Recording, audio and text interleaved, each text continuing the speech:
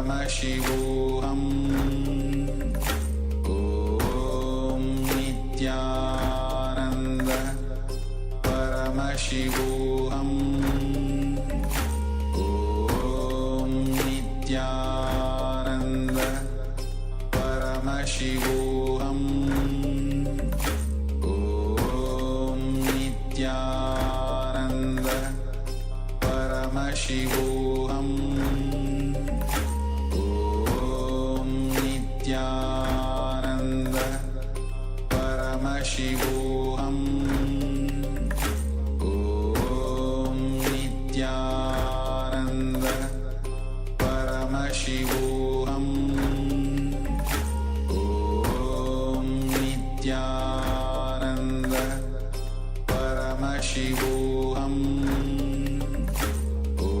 Om Nithyananda Paramashivoham Om Nithyananda Paramashivoham Om Nithyananda Paramashivoham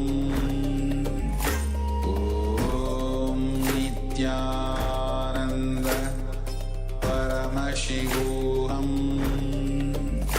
Om Nithyananda Paramashivoham Om Nithyananda Paramashivoham Om Nithyananda Paramashivoham. Nithyanandam, we welcome all the Paramashivoham Level 2 participants to the first session of the day, Nithyananda Yoga.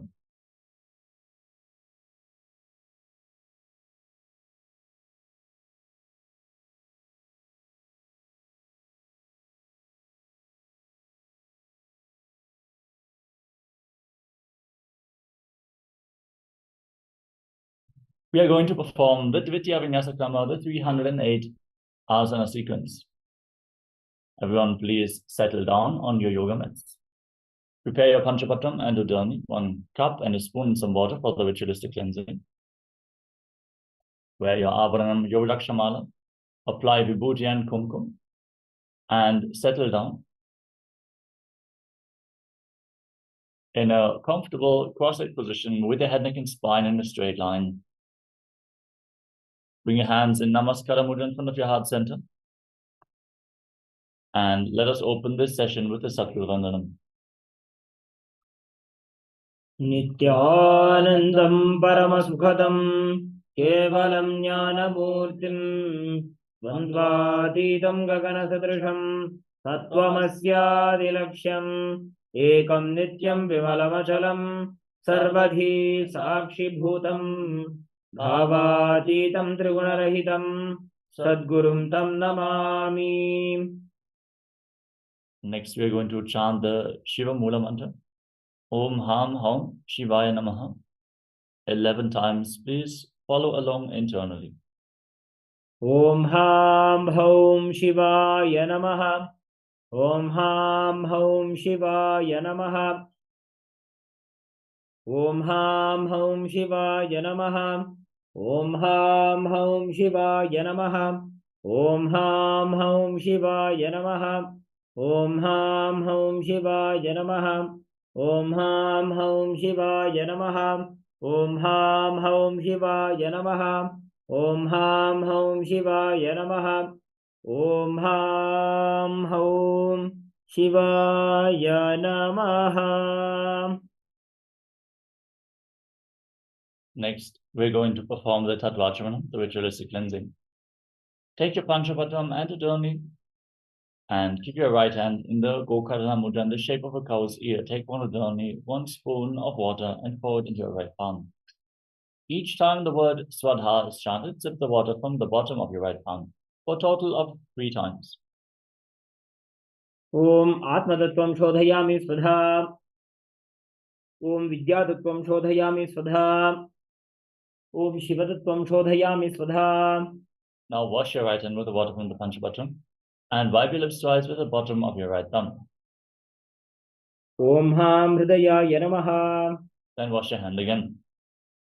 With index, middle and ring fingers joined together, touch above your upper lip and below the lower lip. Then wash your hand again. With your index finger and thumb joined together, touch your right nostril and your left nostril. With your ring finger and thumb, touch your right eye, your left eye, your right ear and your left ear.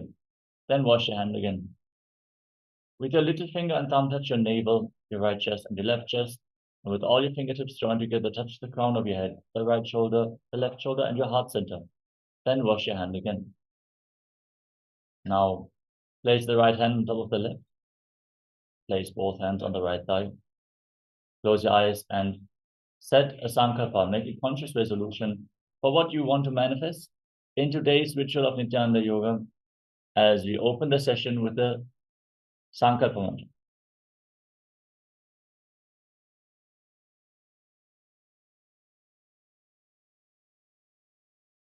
Om Mamopata Samasta Duritakshayadvara Bhagavat Shri Nithyananda Paramashiva Prityartham Adya Purvokta Evam Guna Visheshena Vishisthayam Asyam Shubhadito Purana Arogya Yukta Dridhagatra Yogika Sharira Siddhyartham Paramashiva Shakti Avishkaranartham Nithyananda Yoga Abhyasam Karishye. Now please wash your hand with an uddarni of water. Om apa upasprisya.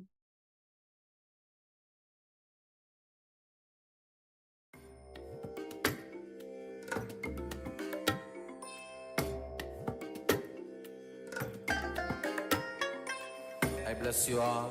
Let you all open all your three eyes and manifest the powers of Mahasadashiva. Om Nithyananda Paramashivoham. Om Nithyananda Paramashivoham. Om Nithyananda Paramashivoham. Om Nithyananda Paramashivoham. Nithyananda Paramashivoham. Om Nithyananda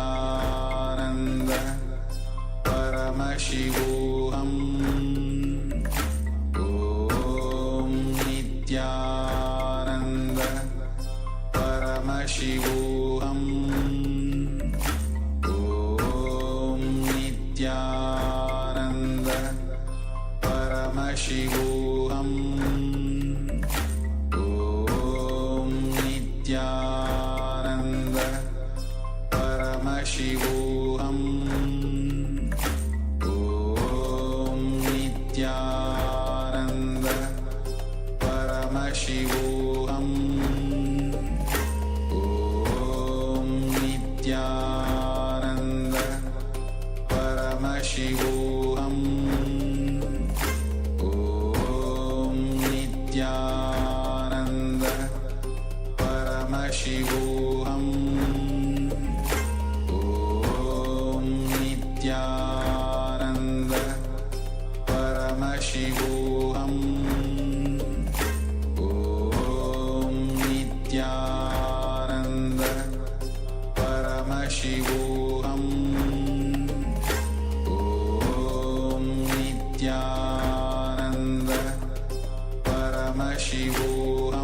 Paramashivoham. Om Nithyananda Paramashivoham. Om Nithyananda Paramashivoham. Om Nithyananda Paramashivoham. Om Nithyananda Paramashivoham. Om Nithyananda Paramashivoham. Yes, Nithyanandam. Sorry for the technical glitch. We had some technical difficulties in the beginning of this session. So we are going to perform all the initial rituals once more. So all the Zoom participants also can follow along with us. Nithyananda once more to all the Zoom participants as well for another day of Paramashivoham Level-2. For the YouTube viewers, we are going to perform the introduction once more. So let us all settle down on our yoga mats. Have your Panchapatram and a Dharni ready. 1 cup and a spoon and some water for the ritualistic cleansing. Settle down with your head, neck, and spine in a straight line. Your hands in Namaskara Mudra in front of your heart center. Close your eyes, take a deep breath as we visualize Swamiji in our inner space and open the session with the Sadguru Vandanam. Nithyanandam Paramasukhadam Kevalam Jnanamurtim Dvandvatitam Gagana Sadrisham Tattvamasya Dilaksham Ekam Nityam Vimalavachalam Sarvadhi Sakshi Bhutam Bhavatitam Trigunarahitam Sadgurum Tam Namami. Next, we are going to invoke Paramashiva's presence by chanting the Shiva Mula mantra Om Ham Hom Shivaya Namaha 11 times. Please follow along internally.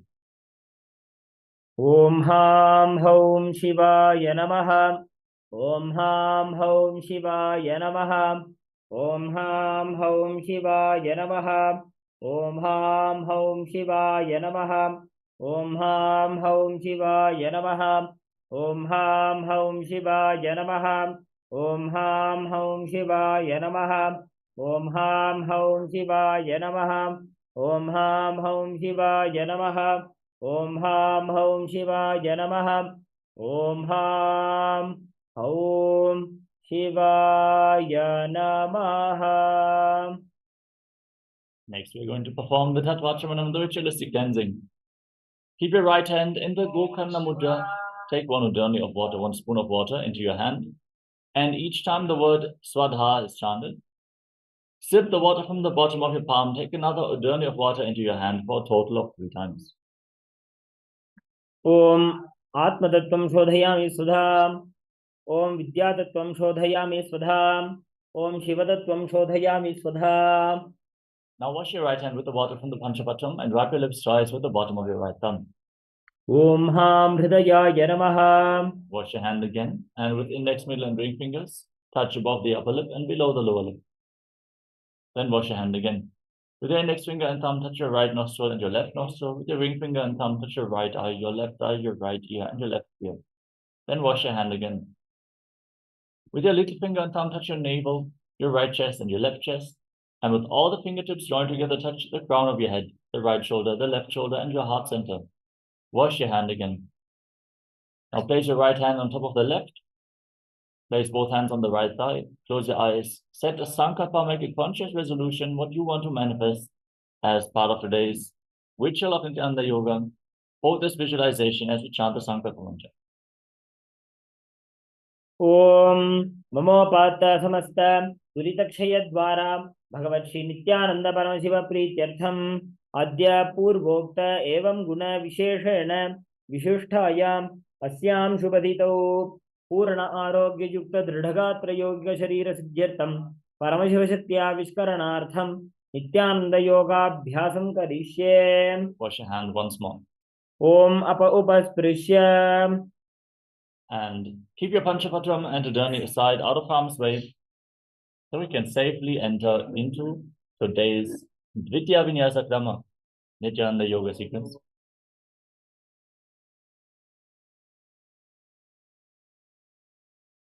We are going to straight enter into the first asana of the sequence, Sukhasana.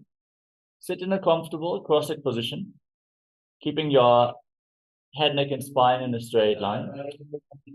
Place your hands on top of your knees in Bindu Mudra with the index fingers and thumbs together. Engage Mahamudra Bandha, all 3 bandhas. Visualize Lord Shiva in your inner space. Breathe in Samana Kumbhaka. Inhale all the way and hold your breath in your navel region. Then exhale fully, again holding your breath after the exhalation. Visualize a flame rising up your spine, kindled in your navel region. And internally chant the japa, the first japa, Soham of this sequence. Visualize the japa rotating around your throat. In a circular manner, continuously chant Soham, Soham, Soham, without your tongue touching the palate of your mouth, or without striking any sound. Starting off with the first asana of the sequence, Sukhasana.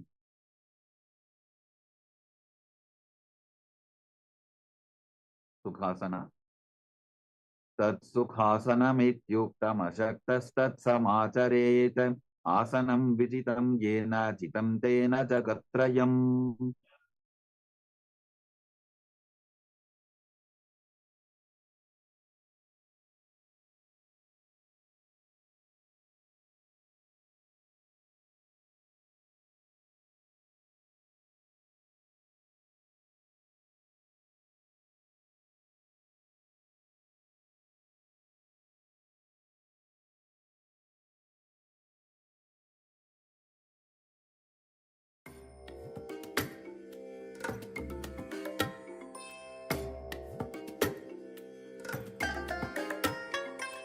I bless you all. Let you all open all your three eyes and manifest the powers of Mahasudashiva. Om Nithyananda Paramashivoham. Om Nithyananda Paramashivoham. Om Nithyananda Paramashivoham. Om Nithyananda Paramashivoham. Yes, sorry for the technical glitch. Let us now move on to the next asana of the sequence, Parvatasana. Now place your feet on top of opposite thighs. Sit in Padmasana. Join your hands in Anjali Mudra and raise them up straight above your head. Engage all the bandhas Mahamudra Bandha as you visualize yourself as Mount Kailash. Parvatasana. Athavakshe Mahadeva Parvatasana Mangalam Yatkritva Sthira Rupi Syat Shatchakradi Vilopanam. Alibhasana. Now extend the feet away from your body and bring the soles of the feet together. Interlock your fingers behind your back into Mudra and lean forward and down. Bring your forehead on the ground just behind your heels. Engage all the bandhas, gaze to your nose and visualize Swamiji in your inner space. Purava Vidiyahu Me Jano Ubhai Pagathali Samputadhano Vishtupachedo Bhu Karalyavo Dachina Karso Vam Gahavo. Nadi Bhavasana. From the same position now, extend your arms out in front and place them on the ground in front of your feet. Your forehead on the ground behind the heels. Gaze to the tip of the nose. Engage all the bandhas and visualize yourself as a snake. Purava Vidhi Pari Agane Nito Ho Bikahu Nipanasyo Lagagi Hath Agane Dharti Lagave Pasari Dobo Hath Ki Anjuli Kare. Kokilasana. Now bring your hands into Prana Mudra. Index and middle fingers extended, holding onto little and ring fingers with your thumbs. Then catch your big toes and extend your legs forward and up straight and cross them into Padmasana. Lean forward and down onto your elbows. Engage all the bandhas, Mahamudra Bandha, and visualize yourself as a bird. Athan Yadasanam Vakshye Yena Siddho Bhavennaraha Akasmad Vayu Sancharam Kokilabhyasanena Cha. Nithyananda. Now stack your knees and ankles. Place one ankle on top of the opposite knee and the other ankle below the opposite knee. Hold on to opposite elbows in front of your chest and rotate your arms in a wide circle. Gaze to your nose, engage all the bandhas, visualize Swamiji, and every once in a while change the direction of the movement. Goda Bama Padiki Asama Hili Soja Dachicharana Ko Baralota Parikul Pasamoja Bama Padako Mahilo Bahuro Patutana Tapari Goda Dachiki Ashabarali Dhana. Gajasana. Now place your hands on the ground and raise your hips up high. Scoop your head and chest forward and down. Pull your stomach in and up in Uddiyana Bandha as you visualize yourself as an elephant in Gajasana. Nyujjam padagre bhumau prithva lambi bhuyamastakaagre nidhaya nitambam urdhvamunnamaija nabilaksham bhumau nasika maninja. Vrikshasana. Now push one heel into the mat and lift the other heel off the ground. Alternate this movement on both sides again and again. Keep Uddiyana Bandha engaged and visualize yourself as a bear. Ekaikam padamapunja gajasanam kuryat trikrasanam bhavati. Vaishasana. Now rise up and stand on the tips of your big toes. Bring your hands in front of your chest in Hridaya Mudra with index, middle, and ring fingers joined together. Engage Uddiyana Bandha, pull your stomach in and up and visualize Swamiji in your inner space. Keshena padayugalam bandvatishte dadho mukhaha athava ishyabhakshe yatkritva satyavan bhavet. Balalingasana. Now interlock your fingers from the outside in Sarva Shankari Mudra. First, we are going to enter into Urdhva Janukarana. Stand in Arimandi position, heels together, toes pointing outwards, and knees bent. Bring your hands in front of your chest. Raise one knee up along the center of your body in a circular motion. Follow along with a respective arm in a graceful motion again and again.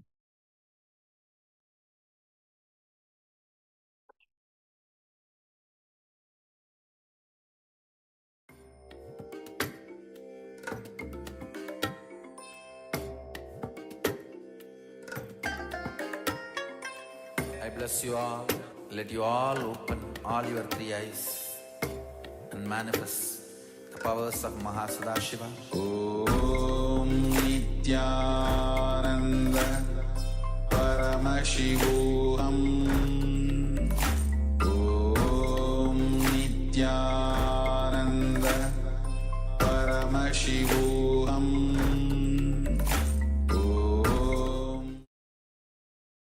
Yes, let us now move on to Bala Lingasana. Interlock your fingers from the outside in Sarva Shankari Mudra. Raise one knee up towards your chest and pull it close with both hands. Engage Mahamudra Bandha, all three bandhas, and visualize yourself holding a baby. Ekam danu urasi alingya sthatavyam balalinganam bhavati. Padabhidanasana. Now, hold your foot behind your back with your hands interlocked in Padusha Mudra. Pull your heel towards your buttock. Engage Mahamudra Bandha and visualize Swamiji in your inner space. Titvaikasmin padatale karabhyam veshta jetanam prishte samstapya yattena padapidanamasana. Natarajasana. Now hold the sole of the foot from the inside and kick your leg back and up. Extend the other arm forward with the hand in Bindu Mudra and engage the Mula Bandha as you visualize yourself dancing as Lord Nataraja. Uttanapadam krauncham cha marichim veerabhadrakam natarajam trikonam cha standushta prasarane. Balalingasana. Now, once more, interlock your fingers from the outside in. Pull your other knee towards your chest. Engage Mahamudra Bandha, all the bandhas, and visualize yourself holding a baby. Ekam janu urasi alingya sthatavyam balalingaram bhavati. Padabhidanasana. Now, pull the foot behind towards your buttocks with both hands interlocked in Parusha Mudra as you visualize Swamiji in your inner space.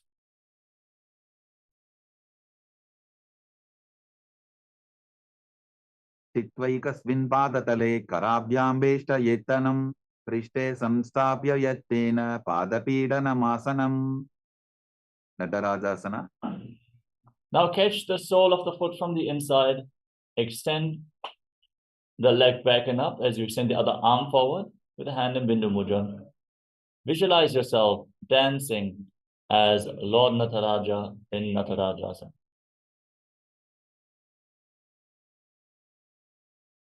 उत्तानपादं क्रौञ्चं च मरीचिं वीरभद्रकं नटराजं त्रिकोणं च सुप्ताङ्गुष्ठप्रसारणे Tadasana. Next up is Ardhari Chakarana from Arimandi position. Heels together, toes pointing outwards and knees bent. Step the right foot behind the left and swing the right arm back and forth. Gracefully move your fingers one by one. Place the hand over your nose, uncross your ankles, step the left foot behind and repeat the movement on the other side.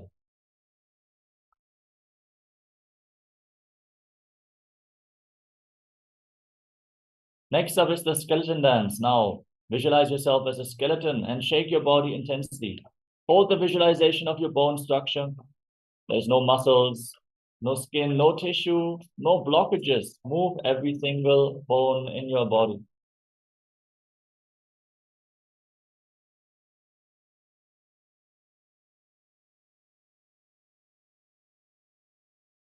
Next up is Katicchinakarana from Arimandi position. Heels together, toes pointing outwards, knees bent. Cross your arms over top of your head. Now open up your arms as you turn to one side, then cross them as you return to the center. And open them up to the other side again and again.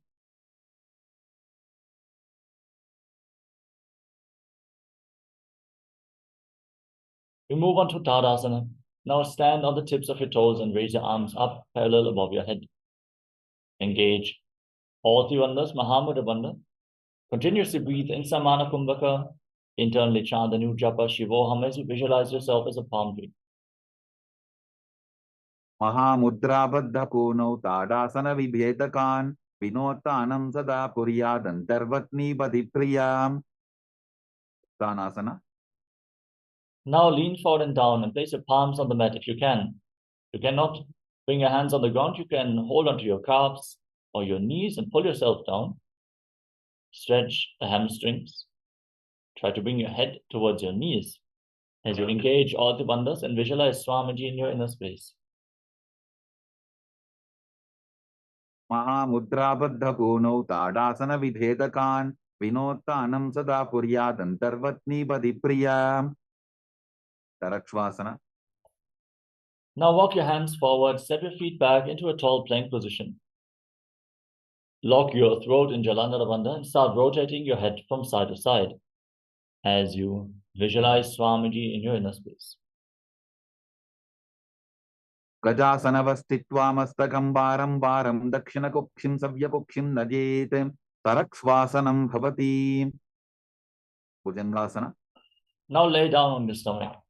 Keep your hands at the side of your shoulders, palms flat on the ground. Then lift your head and chest by the strength of your lower back. Open up your mouth and inhale through the hollow of your throat in Bhujangani Mudra as you visualize yourself as a cobra.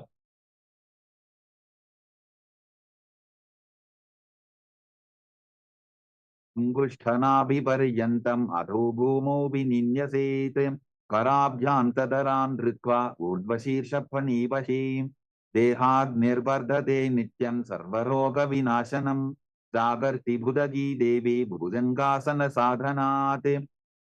Shashasana. Gajasana samstito janudvayamapuncha varam varam kartavyam shashasanam bhavati. Now push your body up into a plank position and alternate pulling your knees in towards your chest, back and forth. Breathe calmly through your nose and lead the prana along your spine in Sahaja Kumbhaka as you visualize Swamiji in your inner space in Shashasana.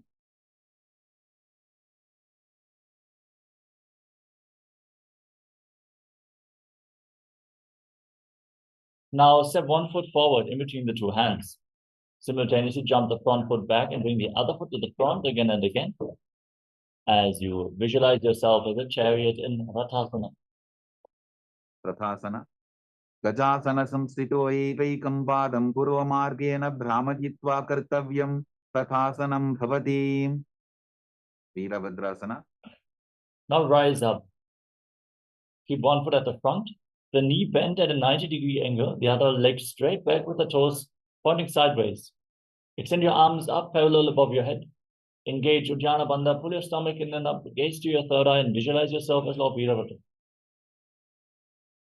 वासिष्ठमथ कौण्डिन्यम् ऊर्ध्वकुक्कुटमेव च अष्टावक्रमथोत्थानम् मयूरं सेतुबन्धनम् उत्थानपादं क्रौञ्चं च मरीचिं वीरभद्रकम् नटराजं त्रिकोणं च सुप्ताङ्गुष्ठप्रसारणे Virabhadrasana. Now exchange the position of your legs. Step the other foot forward. Raise your arms up. Bend the front knee. Pull your stomach in and up in Uddiyana Bandha. Gaze to your third eye and visualize yourself as Lord Virabhadra and Virabhadrasana on the other side. वासिष्ठमथ कौण्डिन्यम् ऊर्ध्वकुक्कुटमेव च अष्टावक्रमथोत्थानम् मयूरं सेतुबन्धनम् उत्थानपादं क्रौञ्चं च मरीचिं वीरभद्रकम् नटराजं त्रिकोणं च सुप्ताङ्गुष्ठप्रसारणे vrikshasana. Now raise one foot towards the inner opposite thigh. Keep your heel close to your perineum. Join your hands and raise them up above your head in Anjali Mudra. Pull your stomach in and up and visualize yourself as a tree. वामोरुमूलदेशे च याम्यं पादं दिधार्यतु तिष्ठेतु वृक्षवद्भूमौ वृक्षासनमिदं विदुः गव्रासना. Now bring the raised foot on top of the opposite hip. Join your hands in Namaskara Mudra in front of your heart center. And visualize yourself as Lord Garuda. करुरासनमावक्ष्ये येन ध्यानं स्थिरं भवेत् सर्वदोषाद्विनिर्मुक्तो भवतीह महाबली एकपादमुरो बद्ध्वा एकपादेन दण्डवते जङ्घापादसन्धिदेशे चानुव्यग्रं व्यवस्थितः vrikshasana. Now raise the other foot towards your inner opposite thigh. Keep your hands at the side. Join your hands and raise them up above your head in Anjali Mudra. Engage your Jnana Bandha and visualize yourself as a tree. वामोरुमूलदेशे च याम्यं पादं निधार्यतु तिष्ठेतु वृक्षवद्भूमौ वृक्षासनमिदं विदुः वृन्द्रासना. Now bring the foot on top of the opposite hip. Join your hands in Namaskara Mudra in front of your heart center and visualize yourself as Lord Garuda.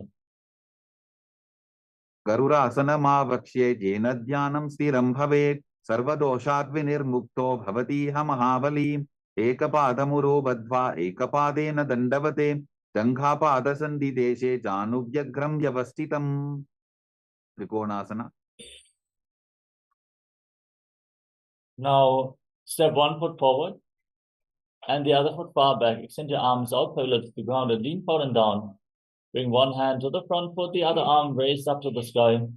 Gaze up along the raised arm as you visualize yourself as a triangle. उत्थानपादं क्रौञ्चं च मरीचिं वीरभद्रकं नटराजं त्रिकोणं च सुप्ताङ्गुष्ठप्रसारणे त्रिकोणासना. Now rise up, exchange the position of your feet. And then again, extend your arms out and lean forward and down to the other side, visualizing yourself as a triangle. उत्थानपादं क्रौञ्चं च मरीचिं वीरभद्रकं नटराजं त्रिकोणं च सुप्ताङ्गुष्ठप्रसारणे पुष्टासना. Next up is Nikuttaka Karana from Adimandi position. Heels together, toes pointing outwards and knees bent. Raise one heel off the mat and bring your hands in front of your chest with the palms facing each other. Now stomp the raised heel down, lift the other heel up simultaneously and exchange the position of your hands in front of your chest again and again.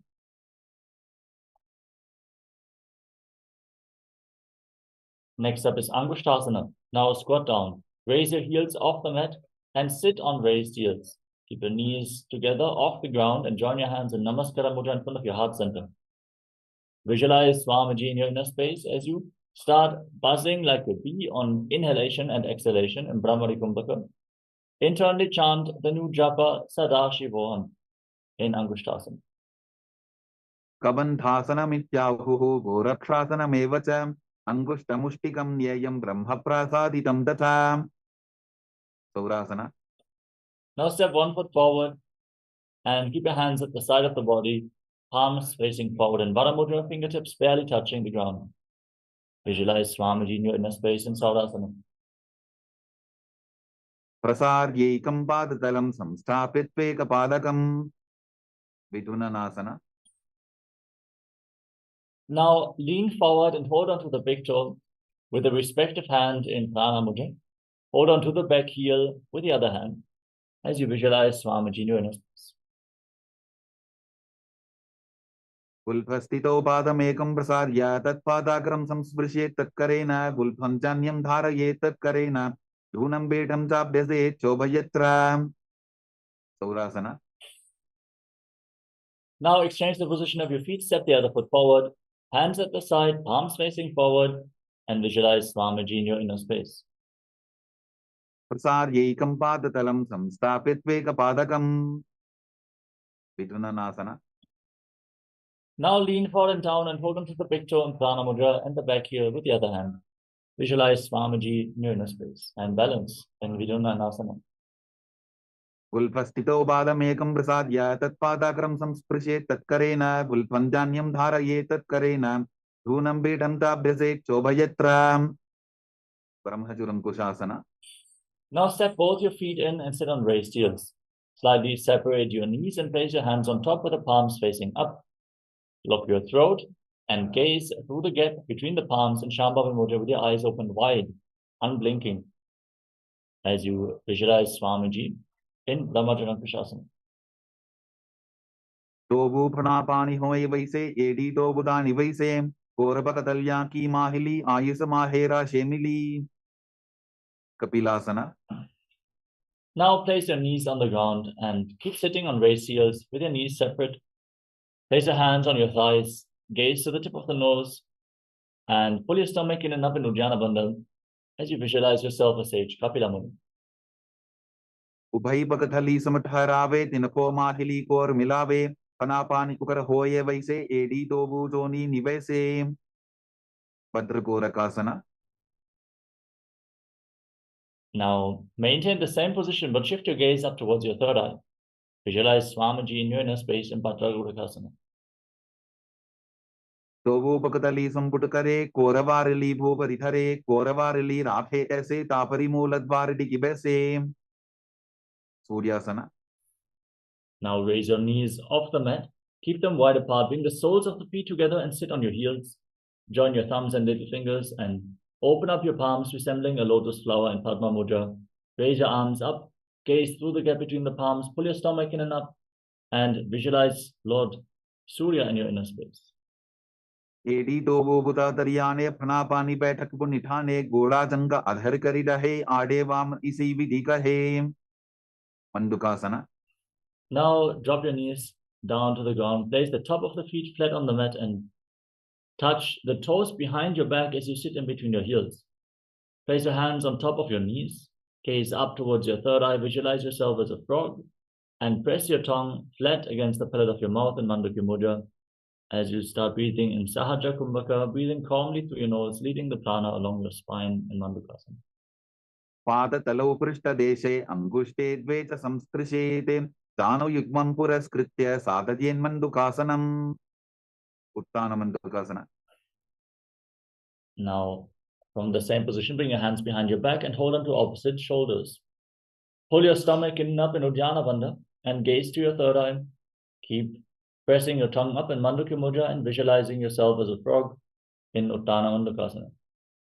मण्डुकासन मध्यस्थं कोटपराभ्यां धृतं शिरः एतद्भ्येकवदुत्तानम् एतदुत्तानमण्डुकम् सिंहासना. Now cross your feet and sit on the raised heel. Place your hands on top of your knees. Gaze to the tip of the nose and stick your tongue out as you exhale forcefully through your mouth again and again. Visualize yourself as a lion. दक्षिणं सव्यपुल्फेन दक्षिणेन तथेतरम् हस्तौश्चजान्गो संस्थाप्य स्वाङ्गुलीश्च प्रसार्य च भद्रासना.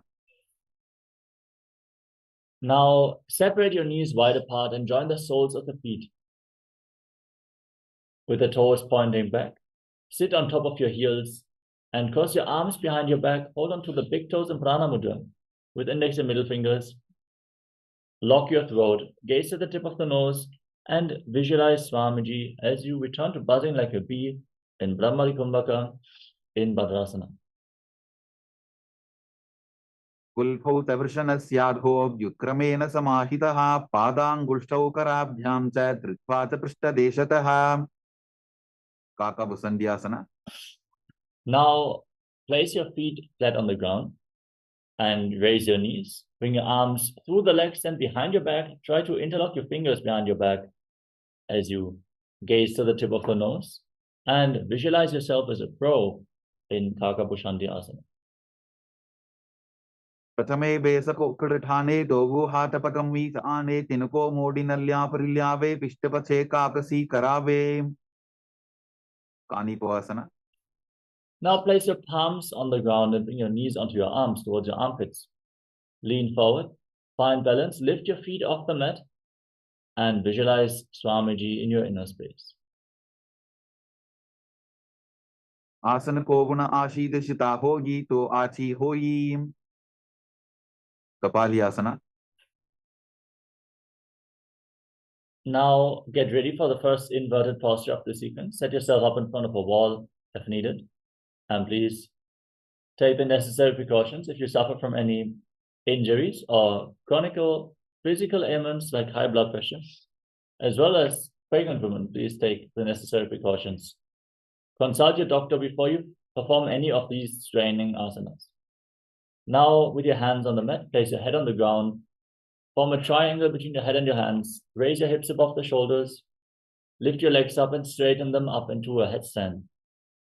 Gaze towards your nose and visualize Swamiji in your inner space. Keep buzzing like a bee in Brahmari Kumbhaka in Kapali Asana. शीशा धरती टेकी पबदो वो मिलिवा ऊंचा भुकरे.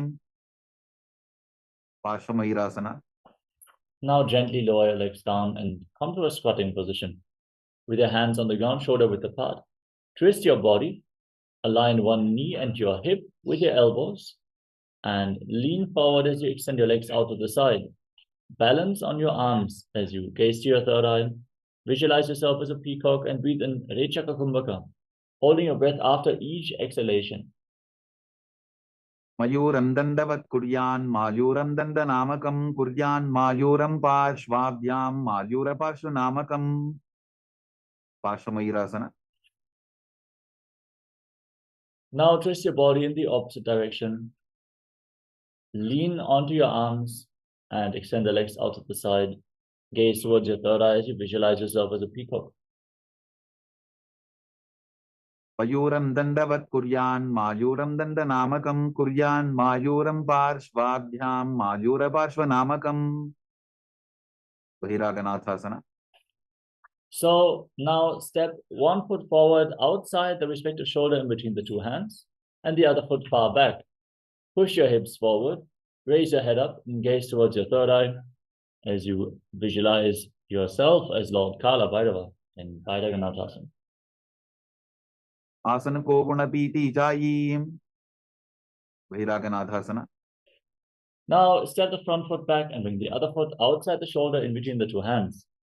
Raise your head, gaze up, visualize yourself as Lord Kala Bhairava in Bhairaganathasana on the other side. आसन को गुण पीति जायी. उन्मुख पीठासना. Now step both feet back and bring your forearms on the ground. Raise your hips. Walk your feet slightly forward to raise your hips even more.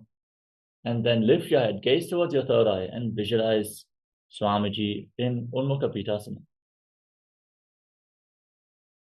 भून्निष्ठौ जानुनी हस्तौ चतुष्पदममान्मुखम् उत्थापिताङ्घ्रियुगलकटिस्थलमभिरुका. वसिष्ठासना. Now rise up onto your hands and rotate your body. Lift one arm to the sky. Gaze upwards along the raised arm. Keep your body straight as a plank, neither dip nor bulge. Keep your shoulders in line and visualize yourself as Sage Vasishta. ऊर्ध्वकुक्कुटवासिष्ठमरीचिहलमत्स्यकं परिवृत्तिं चोदरस्य विविधं धनुरासनम्. वसिष्ठासना. Now rotate your body in the opposite direction. Lift your arm up, gaze up along the raised arm, and visualize yourself as Sage Vasishta as you gaze upwards. ऊर्ध्वकुक्कुटवासिष्ठमरीचिहलमत्स्यकं परिवृत्तिं चोदरस्य विविधं धनुरासनम्. Anjaniyasana. Now come to a seated position with your legs extended forward. Place your hands underneath the buttocks with the palms facing up. Lock your throat in Jalandhara Bandha. Gaze towards the tip of the nose. Internally chant the new japa. Mahasadashivoham, as you visualize yourself as Lord Hanuman in Anjaneyasana. Dobu karki ubay hateli koravarli may lebeli so agane bhuparidashe mahane anguli milirashe. Paschimottanasana. Now, from the same position, lean forward and down and hold onto your big toes. Keep your heels slightly separate as you bring your head down towards your knees. Engage Mahamudra Bandha or Tribandhas and visualize Swamiji in Paschimottanasana. Janu parilalatantu paschimam tanamuchyate yena kena prakarena sukham dharyam tajayate. Ugrasana. From the same position, now rise up, interlock your fingers around your neck, lean forward and down, slightly separate your knees and bring your head in between your legs, elbows outside the knees. Engage Mahamudra Bandha, squeeze your core as you push yourself forward and down, visualize Goddess Kali in your inner space. Swapanidhyam dridham dhritva janu parishironyaset asano gramidam proktam bhavedanila deepanam deha vasana haranam paschimottana samyakam yaye tadasanam shreshtham pratyaham dharayet sudhihi. Parichayasana. Now rise up, step one foot in towards your body, bring the heel against your perineum, the respective arm in and around the knee, and interlock your hands behind your back. Lean forward and down, bring your head towards your knee as you visualize yourself as Marichi in Marichayasana. Uttanapadam grauncham cha haricham veerabhadrakam natarajam trikonam cha suptangushta prasarane. Mahamudrasana. Now drop the raised knee down to the side, keep the heel against the perineum and lean forward and down, hold onto the front foot with both hands. Engage Mahamudra Bandha, all Tribandhas, gaze to the nose, internally chant Mahasadashivoham and visualize Swamiji in your inner space. Mahamudram pravakshami tantresvin mama vallabhe yam prapya siddha siddhim cha kapiladyah puragataha. Parichayasana. Now, exchange the position of your feet, step the other foot in towards your body, heel firmly pressed against the perineum, lean forward and down, and interlock your hands behind your back as you visualize yourself as Sage Marichi. Uttanapadam grauncham cha haricham veerabhadrakam natarajam trikonam cha suptangushta prasarane. Mahamudrasana. Now drop the raised knee to the ground and keep the heel against the perineum. Lean forward and down, hold onto the front foot with both hands. Pull yourself down. If you cannot hold onto the front foot, you can hold on to your calves. Bring your head down to the knees as low as possible as you engage all Tribandhas and visualize Swamiji in Mahamudrasana. Mahamudram pravakshami tantresvin mama vallabhe yam prapya siddha siddhim cha kapiladyah puragataha. Bhadrasana. Now join the soles of your feet together in front of your body. Interlock your fingers around the toes and pull your heels against your perineum. Push your knees to the mat and pull your stomach, engage the perineal floor as you gaze to your third eye. Visualize Swamiji in Bhadrasana. Gulbhaut vrishanasyadah sivantyah parshvaryoho kshipet padaparshvetu panibhyam dradham badhva sunischaram. Valipavasana. Now slightly extend your feet away from the body. Keep the toes together, heels apart. Place your hands on the respective knees and gaze towards the tip of the nose as you lock your throat in Jalandhara Bandha. Visualize Swamiji in your inner space in Gvalipavasana. Puravachar padichoka kakhyo soyi vahi ditichoki je soyi yame edi bhinnajarashe angula at antaro rashe. Sonyasana. Now bring your feet back in towards your body. Hold on to the soles of the feet and lean forward and down. Gaze to the nose and visualize Yoni Mandala in your inner space.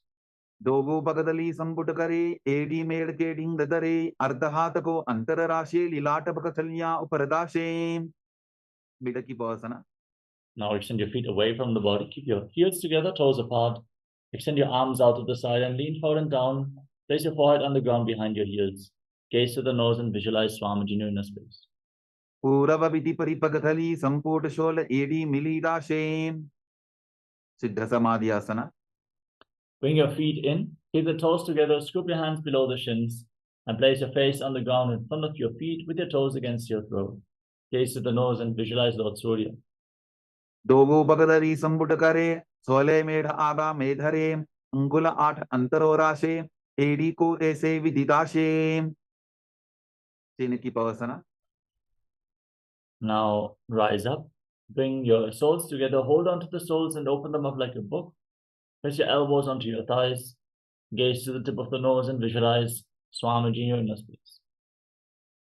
दोगो बका की एड़ी धरती मदिवा मेढ़ रगावे. Karbra Chokasana.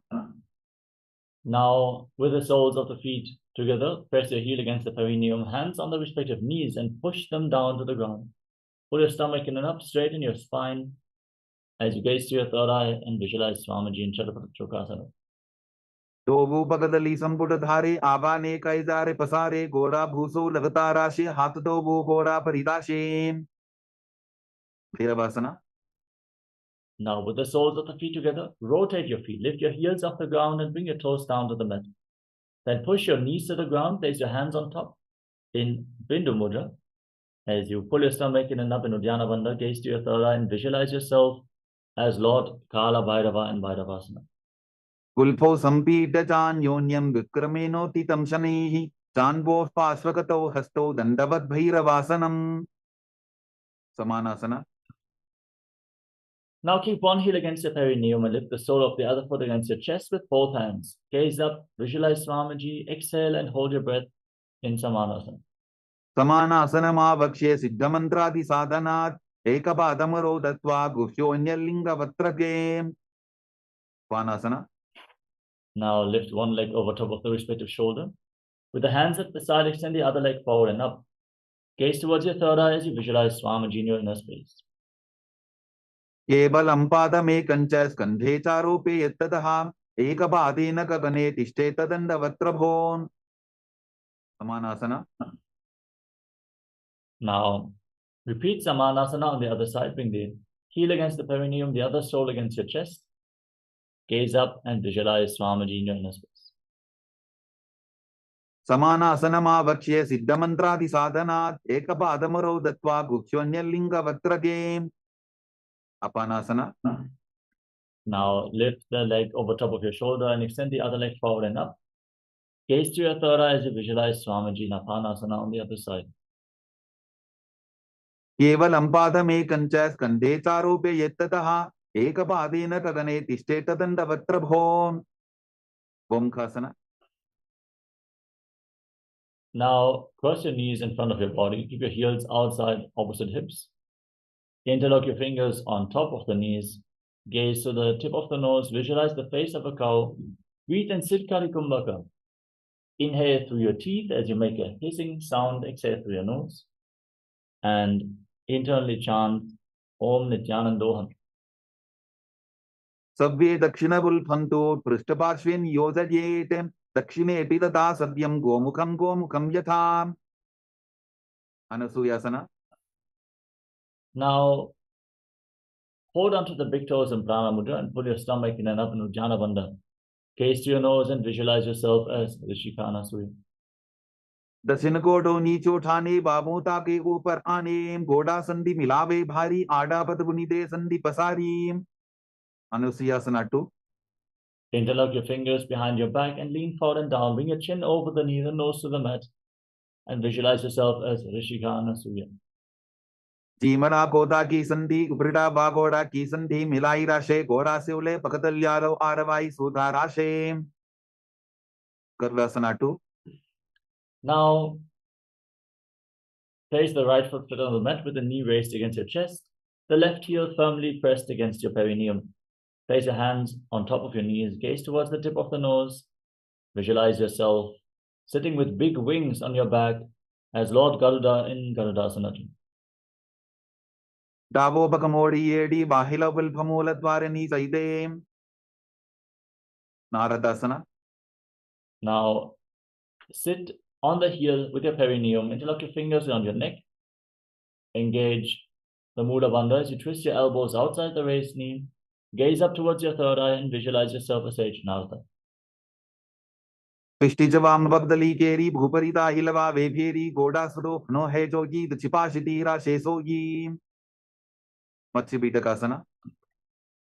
Now place the left foot on the right thigh and raise the right knee. Hold onto the right shin with the left hand and the right big toe with the right hand in Prana Mudra.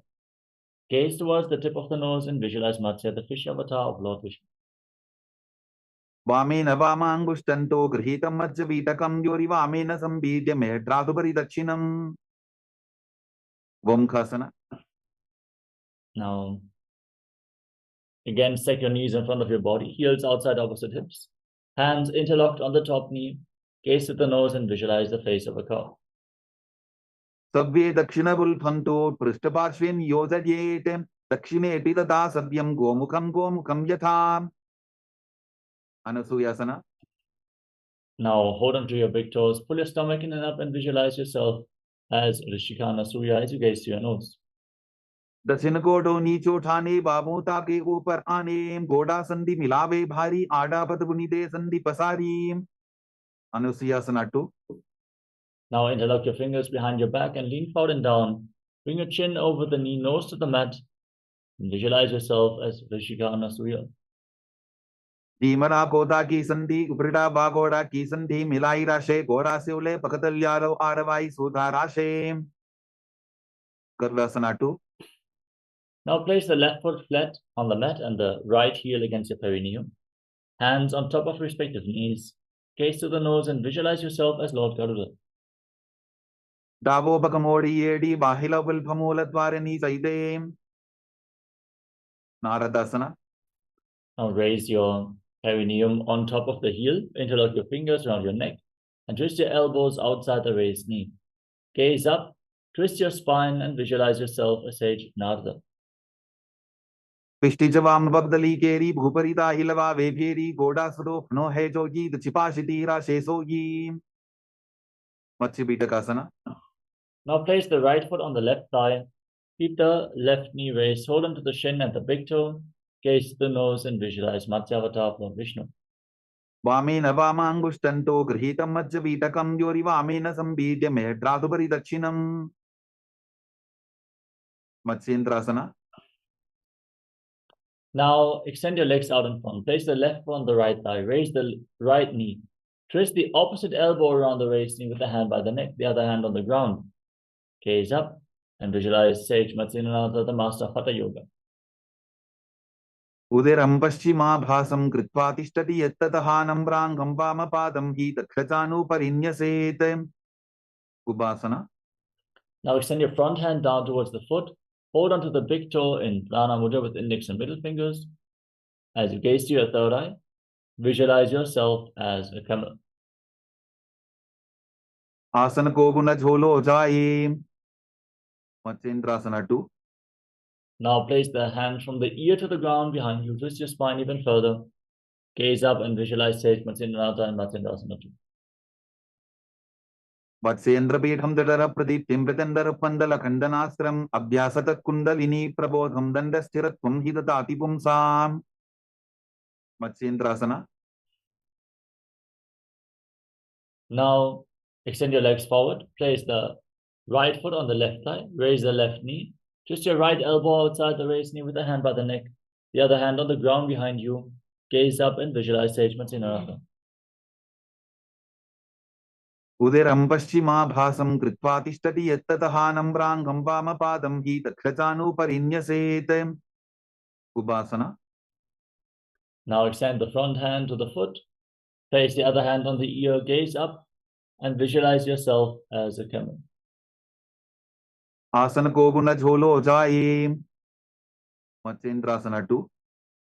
Now drop the hand from the ear to the ground behind you.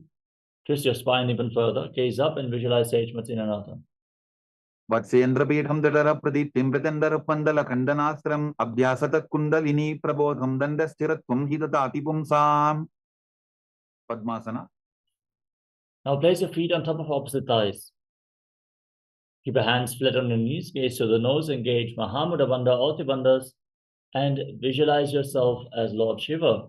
As you breathe in Sitali Kumbhaka, stick your tongue out and roll it up. Inhale through the rolled up tongue. Exhale slowly through your nose as you internally chant Om Nithyananda Mahasadaशिवोहम in Padmasana. आसनं द्विधं प्रोक्तं पद्मं वज्रासनं तथा ऊर्ध्वोरुपैचे धत्ते उभे पादतले यथा. Padmasana 2. Now cross your arms in front of your body and hold onto your big toes in Prana Mudra. Gaze to the tip of the nose as you visualize yourself as Devi in Padmasana 2. उत्तानौ चरणौ कृत्वा ऊरु संस्थौ प्रयत्ततः ऊरु मध्ये तथोत्तानो पानी कृत्वा तु तादृशो. Kukkudasana. Now bring your hands through your legs with the legs in Padmasana. Place your palms on the ground and lift your entire body off the mat. Balance on your arms as you visualize yourself as a rooster. Breathe calmly through your nose in Sahajra Kumbhaka in Kukkutasana. Padmasanam susamsthapya nanvororantare karo niveshya bhuma vasishte yomastha Kukkutasana. Baddhakekyasana. Now rise up onto your knees with the legs in Padmasana. Place your palms on the mat, fingers pointing towards your body. Bend your elbows against your navel and lean forward. Lift your knees off the ground. Keep your legs in Padmasana and hold this position as you visualize Swamiji in Baddhakekyasana. धरामवष्टभ्यकरत्वेन तत्कूर्परिस्थापितानाभि पार्श्वः उच्चासनो दण्डवदुत्थितर्खेमायुरमे तत्र वदन्ति पीठम् मयूरं पद्मकं कुर्यात् बद्धकेकीति कथ्यते. Mayurasana. Now, from the same position, extend your legs back. With your elbows against your navel, extend your legs straight and hold. Balance on your arms as you visualize yourself as a beautiful peacock. अथ वक्ष्ये महादेव मयूरासनमुत्तमं भूमौ निपात्य हस्तौ द्वौ कोत्परोपरि देहकम्. Makarasana. Now lay down on your stomach. Place your forehead on the ground, interlock your fingers around your neck, and rotate your feet so the toes are pointing outward and the heels are touching the ground. Visualize yourself as a crocodile in Makarasana. अध्यासशेदे हृदयं निधाय भूमौ च पादौ च प्रसाद्यमानो शिरश्च धृत्वा करदण्डयुग्मे देहाग्निकारं मकरासनं तत्. Salabhasana. Now place your hands on the ground next to your shoulders and raise your legs off the mat completely, including your knees. Hold this position as you visualize yourself as a locust. अध्यासशेदे करयुग्मवक्षो भूमिमवष्टभ्यकरयोस्तलाभ्यां पादौ च शून्ये च वितस्तिचोर्ध्वं वदन्ति पीठं शलभं मुनीन्द्राः. Ustrasana. Now bend your knees, hold onto your feet and pull them outside your hips. Touch your heels to the ground as you visualize yourself as a camel in Ustrasana. अध्यासशेते पदयुग्मव्यस्तं पृष्ठेटिदायापि धृतं कराभ्याम् आकुञ्चयेत् सम्यक् उदरासेवाढमुष्ट्रञ्च पीठं योगिनो वदन्ति. Dhanurasana. Now firmly hold onto the feet as you kick them back and up as you raise your head and chest. Lift your head and gaze to your third eye as you visualize yourself as Pinaka, Lord Shiva's bow in Dhanurasana. प्रसाद्य पादौ भुविदण्डरूपौ करो च पृष्ठे धृतपादयुग्मं कृत्वा धनुस्तुल्य विवर्तिताङ्गं निगद्य योगी धनुरासनं तत्. Padmasana. Now come to a kneeling position with the toes touching behind your back. Place your hands on top of the respective knees and gaze up towards your third eye. Breathe calmly in Sahajra Kumbhaka. Visualize Swamiji in your inner space and internally chant the Mahavakya Om Nithyananda Paramashivoham. उल्टा मोटी पावतो वैसे बहुरोचिपति करे के कैसे पावन महिला बुल्पुत होबु कुलापाशितीला वेसोबु. कोई आसना. Now get ready for another inverted posture. Place your forearms on the ground, elbows shoulder width apart. Interlock your fingers, place your head on the ground and support it with your hands. Raise your hips, straighten your legs, walk your feet forward. Find balance and lift your feet off the ground. Pull your knees in towards your chest. Squeeze your body into a ball as you try to touch your knees against your chin. Visualize Swamiji in Gohyasana. तो वो हाथ की कहुनी जोगी पनिह कलाई जाने दोई. Shirasasana. From the same position now, extend your legs up straight. Gaze towards the tip of the nose. Breathe deeply and slowly in Sahadra Kumbhaka through your nose as you visualize Swamiji in your inner space. Viparitam mandalam tad vidhaiva viditam hinaha dandasanam dida proktam viparitopavesane. Odhyasana. Now come to a seated position with your legs extended forward. Get ready for a sequence of rapid exhalations through your nose in Bhastrika Kumbhaka.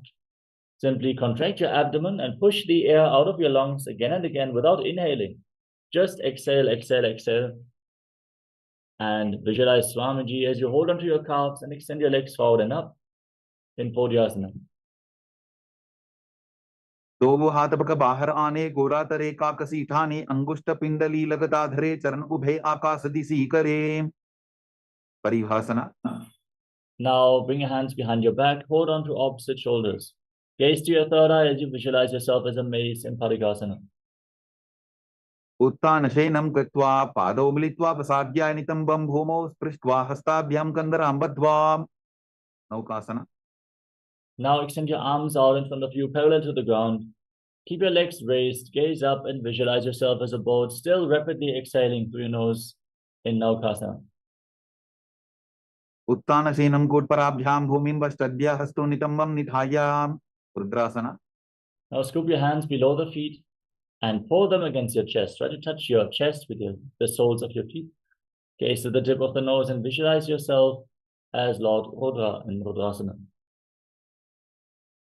पगरली संपूट करी हाथ से उपक उचाई पका का अंगूठा दो बोले वो परली का नी तालवे. उन्मुख बीटासना. Relax. You can breathe calmly now. Lay down on your back with your feet flat, the knees raised. Place your palms on the ground just behind your heels and then push your hips up high off the ground. Contract the perineal floor and lock your throat. Hold your breath intensely in Mocha Kumbhaka as you gaze to the tip of the nose and visualize Swamiji in Unmukha Pitasana. ऊर्ध्वे तजानुनी कृत्वा चवित्वोर्ध्वमुखं तथा उत्थाप्य हस्तौ तिष्ठेतु पीठ उन्मुखनामगे. Shavasana. Now lay down flat on your back. Keep your hands at the side of your hips, palms facing up. Forcefully pull the Kundalini Shakti up along your spine from the Muladhara Chakra all the way to the Sahasrara Chakra. From the root of your spine all the way to the crown of your head. In Shakti Chala Mudra, visualize that your body is dead and Swamiji is liberating you. Internally chant the Mahavakyam, Om Nithyananda Paramashivoham in Shivasana. उत्तानं शववद्भूमौ शयनं तु शवासनं शवासनं श्रान्तिहरं चित्तविश्रान्तिकारकम्.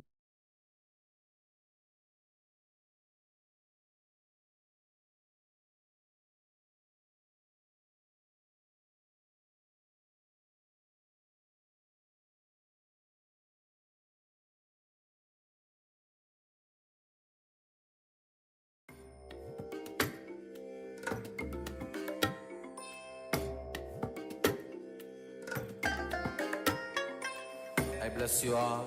Let you all open all your three eyes and manifest the powers of Mahasudashiva. Om Nithyananda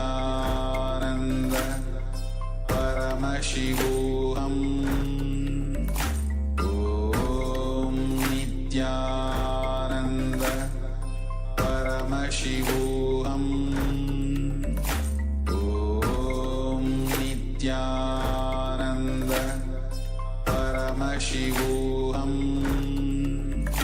Om Nithyananda Paramashivoham. Om Nithyananda Paramashivoham. Om Nithyananda Paramashivoham.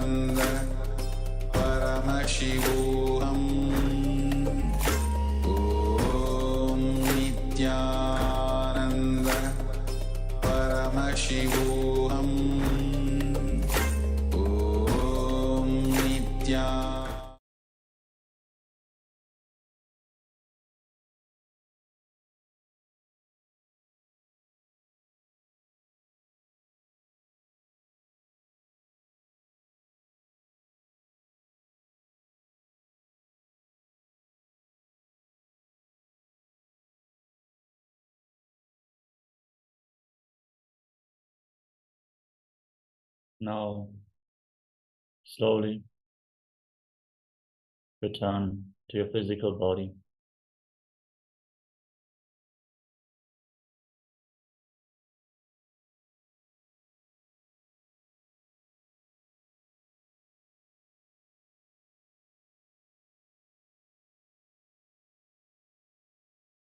Start to wiggle your fingers and toes.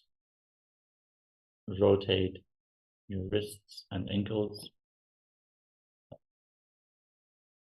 Move your arms and legs. Bend your elbows and knees. And pull your knees against your chest. Rock your body from side to side.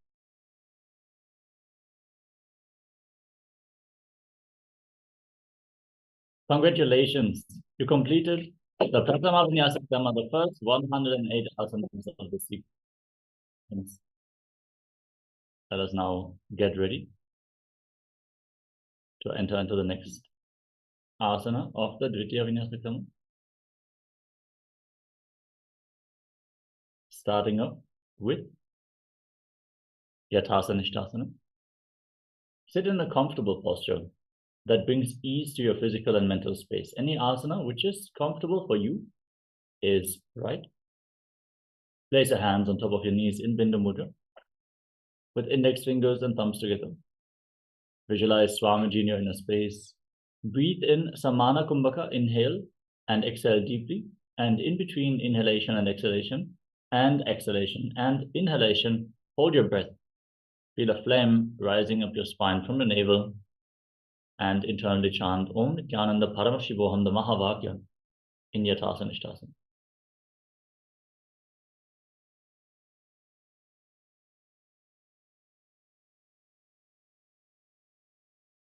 Yathasana Ishtasana. Paryankam tat samadhyatam yatasamstam yathastitihi. Samasana.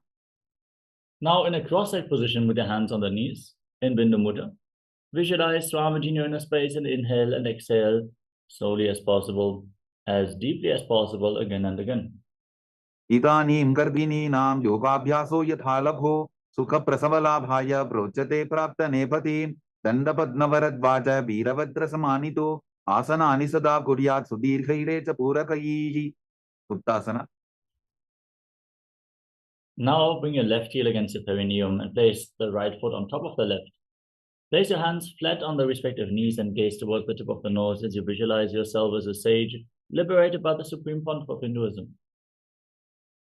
Nipidasivinim sukshmam dakshinetara bulbhataha vamam yamyena bulbhena muktasanam idam bhavetem. Siddhasana. From the same position, shift your gaze up towards your third eye and visualize Swamiji in your inner space. Sthanusamya midendriyo taladasha pasyan bhurvarantaram Saitan mokshakapata bhedasanakam siddhasanam prochate. Siddhyasana. Now shift your gaze down to the ground in front of you, engage Mahamudra Bandha and visualize Swamiji in your inner space. Vamapalike vidijana sivani madhita sakothano. Rudrasana 2. Place your hands on the knees in Bindu Mudra, gaze up towards your third eye and visualize yourself as Lord Rudra. Vamasarana parita chindaraphe ekachupatiye se vididakhe. Santathunasana. Now shift your gaze to the tip of your nose and embody tranquility and an unshakable nature. Asana ki gunaman kirtana talata amita. Siddhasana 2. Now bring your hands in front of your navel, cup one palm over the other in Samputa Mudra, resembling a closed lotus flower, as you visualize Swamiji in your inner space. Vijukarya samasina siddhasana udiritam prasarya bhuipadutu durbhyamangushta madarate. Bandayunyasana. Now set the Sankalpa to manifest through the womb of creation. Keep your legs in the same position and enter Shanmukhi Mudra. Inhale deeply and then lock your mouth with little and ring fingers, your nostrils with the middle fingers, eyes with your index fingers, and your ears with your thumbs. Hold your breath intensely in Bandha Yoni-asana. युत्र मध्ये महादेव बन्धयोन्यासने शृणु यत्कृत्वाखेचरो भूत्वा विचरेदीश्वरो यथा वीरासना. Now place the right foot on top of the left thigh and bring the left foot below the right thigh. Keep your hands on top of your knees in Bindu Mudra and embody the state and space of bravery. एकं पादमथैकस्मिन् मिन्यस्योरुनि संस्थितः इतरस्मिंस्तथा चोरुं वीरासनमुदीरितम्. Valmikasana. Now maintain the same position but shift your gaze to your third eye and visualize the great sage Valmiki, poet and author of Ramayana.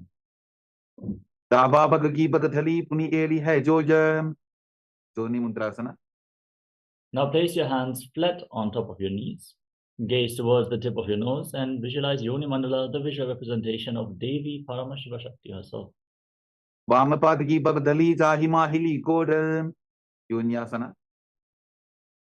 Hold the visualization of Yoni Mandala.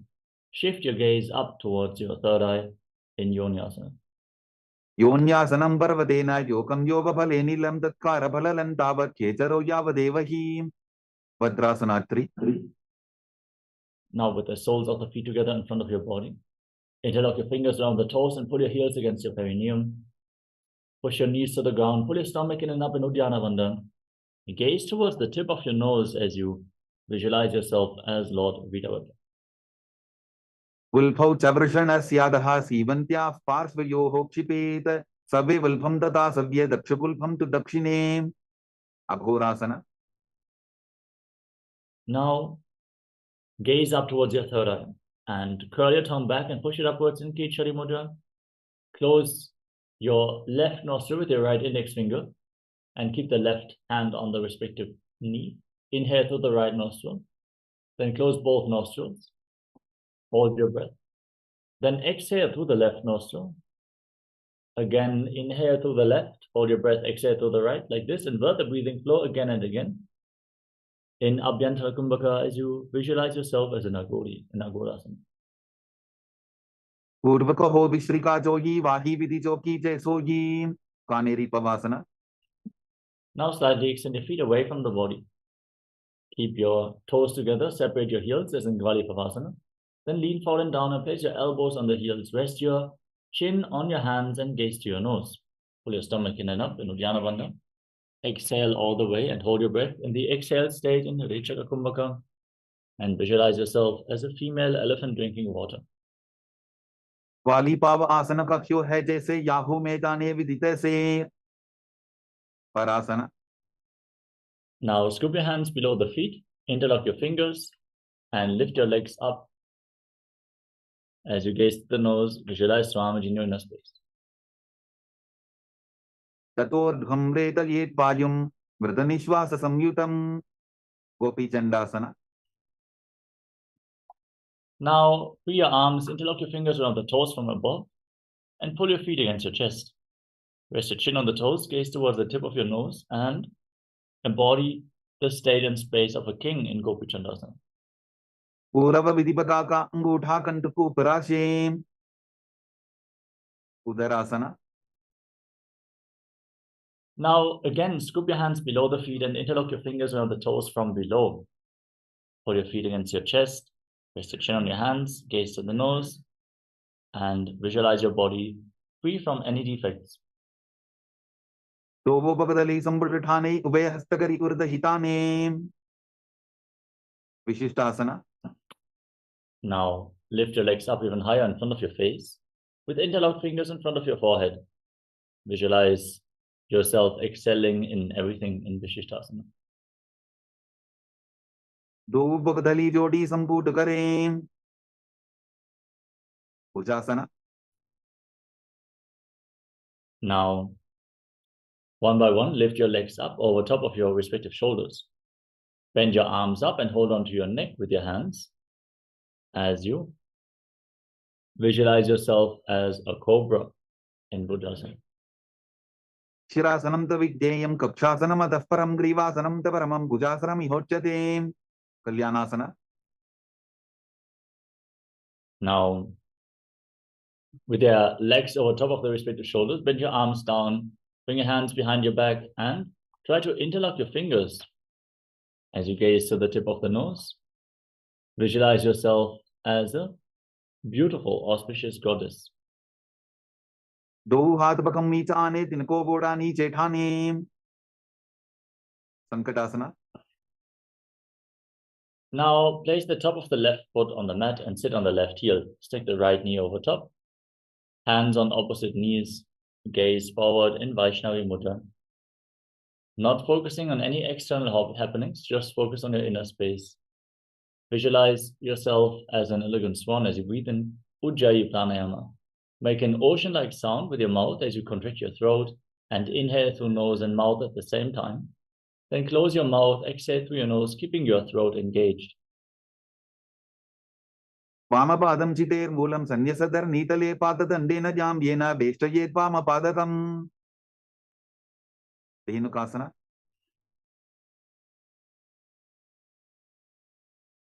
अनुशागिनगरबञ्जरं ऋषिलिन्दवल्यम्नीम्. Now, slide the left foot outside the hip and sit in between the heels.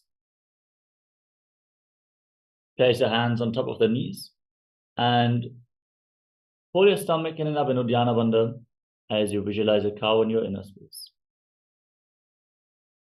Pachandrasana. Now, slide the right foot on top of the left thigh and bring the left foot on top of the right knee. Bring your left arm behind your back and twist your spine. Hold on to opposite thighs. Gaze up towards your third eye as you visualize Swamiji in your inner space. Vamajangapariddhachirathane Vamahastapishti Machandasana 2. Untwist your spine, hold on to your big toes, and lean forward and down. Place your forehead on the ground as you visualize Swamiji in your inner space. Pratamaji Manatarna Jajoji Vamadangapariddha Kesoji Guru Asana. Now rise up and interlock your fingers. Place them on the left knee, the top knee. Engage Mahamudra Bandha or Tribandhas as you visualize Swamiji in your inner space. Uramole Drabadasya Kanittika Pradesh Vulbham Samstapya Sankatasana. Now place the top of the right foot flat on the mat and sit on the right heel. Stack the left knee over top. Hands on opposite knees. Gaze forward in Vaishnavi Mudra and visualize yourself as an elegant swan. Vamapadam Chiter Mulam Sanyasadar Nitale Padadandena Jam Yena Vestayet Vamapadatam. Dhenukasana. Now slide the right foot outside the hip, sit in between your heels. Interlock your fingers on top of the knee as you gaze forward and engage Uddiyana Bandha. Visualize a cow in your inner space. Anushagi Nagarabanjaram Vrishilindavalyamni Pachandrasana. Now slide the left foot on top of the right thigh and place the right foot on top of the left knee. Bring your right arm behind your back, twist your spine. Hold on to opposite thighs, gaze up towards your third eye, and visualize Swamiji in your inner space. Vamajangapariddhachirathane Vamahastapishti Sane Machandasana 2. Now untwist your spine, hold onto your big toes and lean forward and down. Place your forehead on the ground and visualize Swamiji in your inner space. Prasamaji Manatarna Jajoji Vamadangapariddha Kesoji Guru Asana. Rise up, interlock your fingers and place them on the right knee, the top knee. Engage Mahamudra Bandha or Tribandhas and visualize Swamiji, your Guru, in your inner space in Guru Asana. Uramole Drabadasya Kanittika Pradesh Vulbham Samstapya Pashvasana. Now place your feet flat on the ground, keep your knees raised. Pull your knees in towards your chest with your hands as you gaze to your third eye. Push your tongue back and up in Kechari Mudra. Try to lead it along your nasal tract. Otherwise, just stretch the frenum, the tongue band below the tongue as you visualize Swamiji in Pashasana. पादतले भूमौ निधाय चाननिवर्षि निधाय विपरीतहस्ताभ्याभू सहितदङ्गे निबध्य बोधश्लोकासना. Now, hold on to opposite wrists and rest your chin on the knees. Gaze towards your nose, press your tongue back and up as you visualize yourself residing in an abode of bliss. दोगो बगदली भूपरिधरे कोरमाश्लीट सेकरे कोरकटासना. Now, bring your hands below the knees and hold on to opposite elbows. Gaze to your nose and visualize Swamiji in your inner space.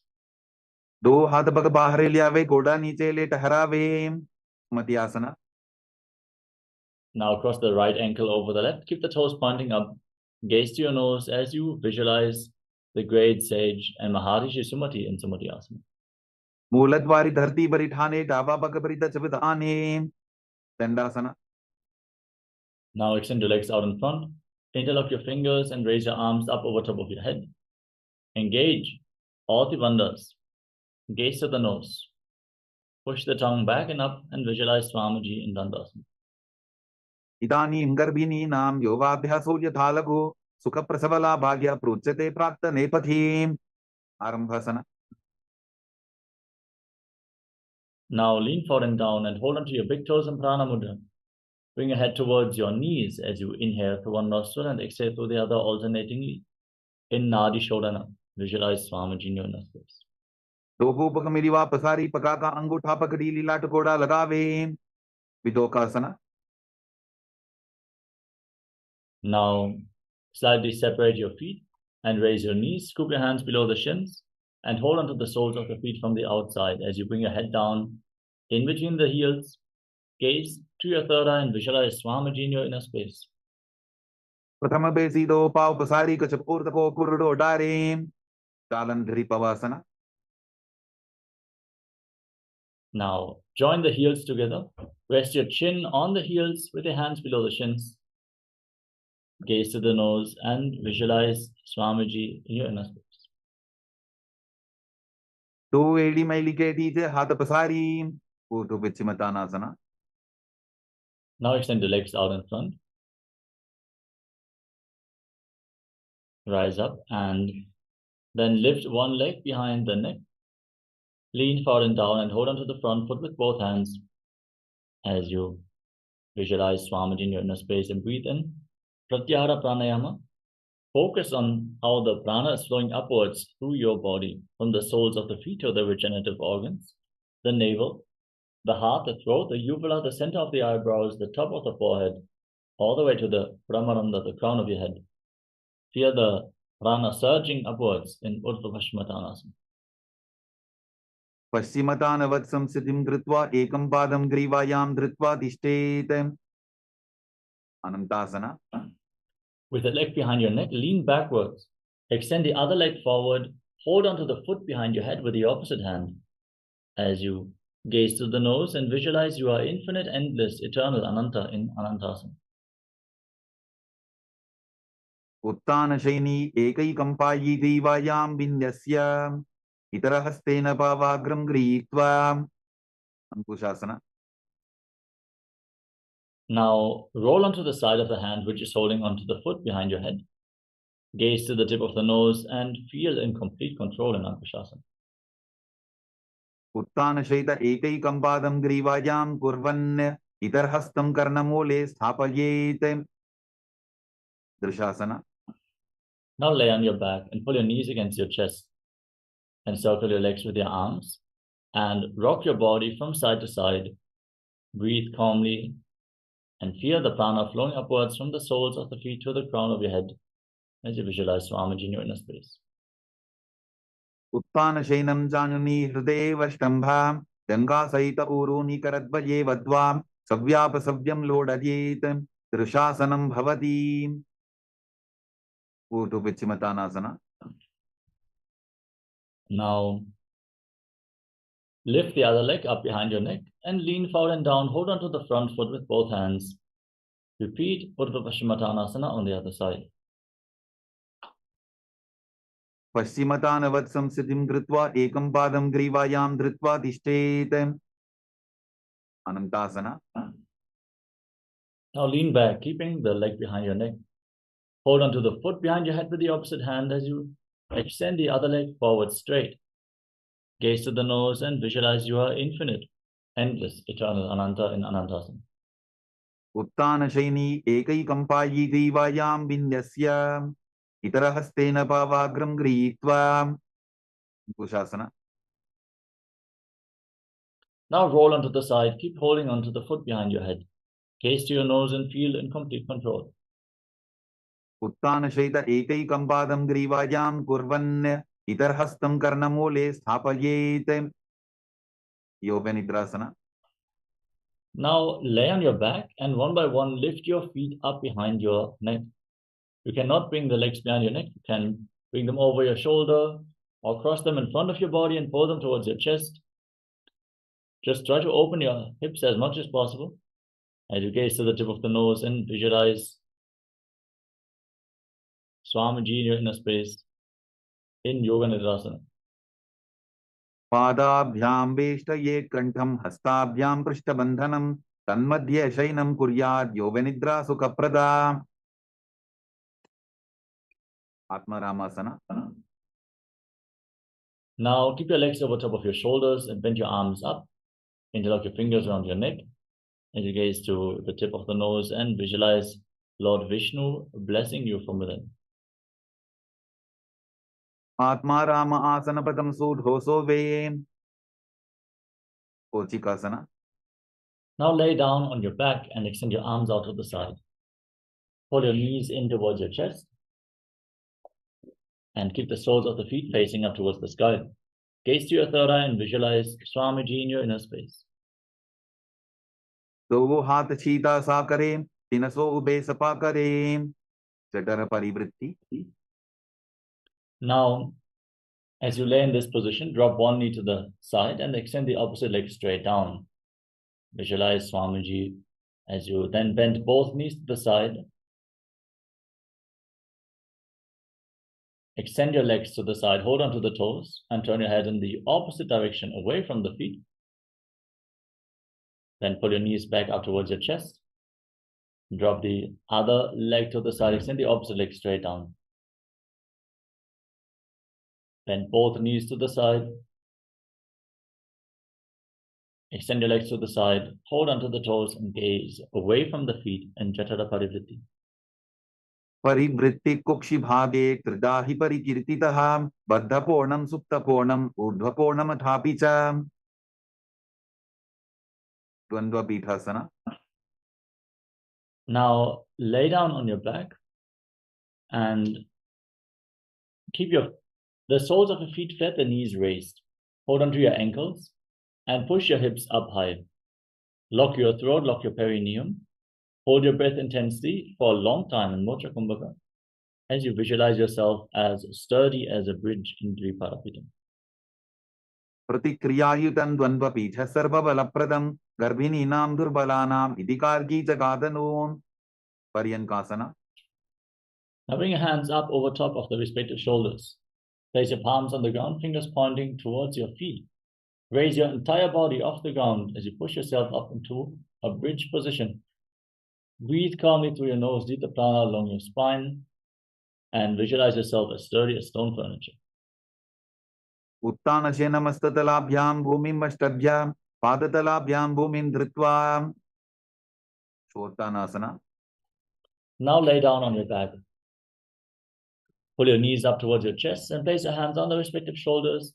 Move your hips in a circular motion as you visualize yourself as a dog playfully rolling around on your back. शववत् शरीरं संस्थाप्य जानुनी सम्मील्य नाभुवानी च हस्ताभ्यां तन्दरां बद्ध्वा भ्रामयेत् श्वोत्तनं भवति. विपरीतकरणी. Now lay on your back. Raise your legs and your hips up off the ground. Point your toes to the sky. Keep your hands on the mat for support and move your legs in a circular motion as you visualize Swamiji in your inner space. भूतले सशिरो दत्त्वा फेनगे चरणद्वयं विपरीतकृती चैषा सर्वतन्त्रेषु गोपिता.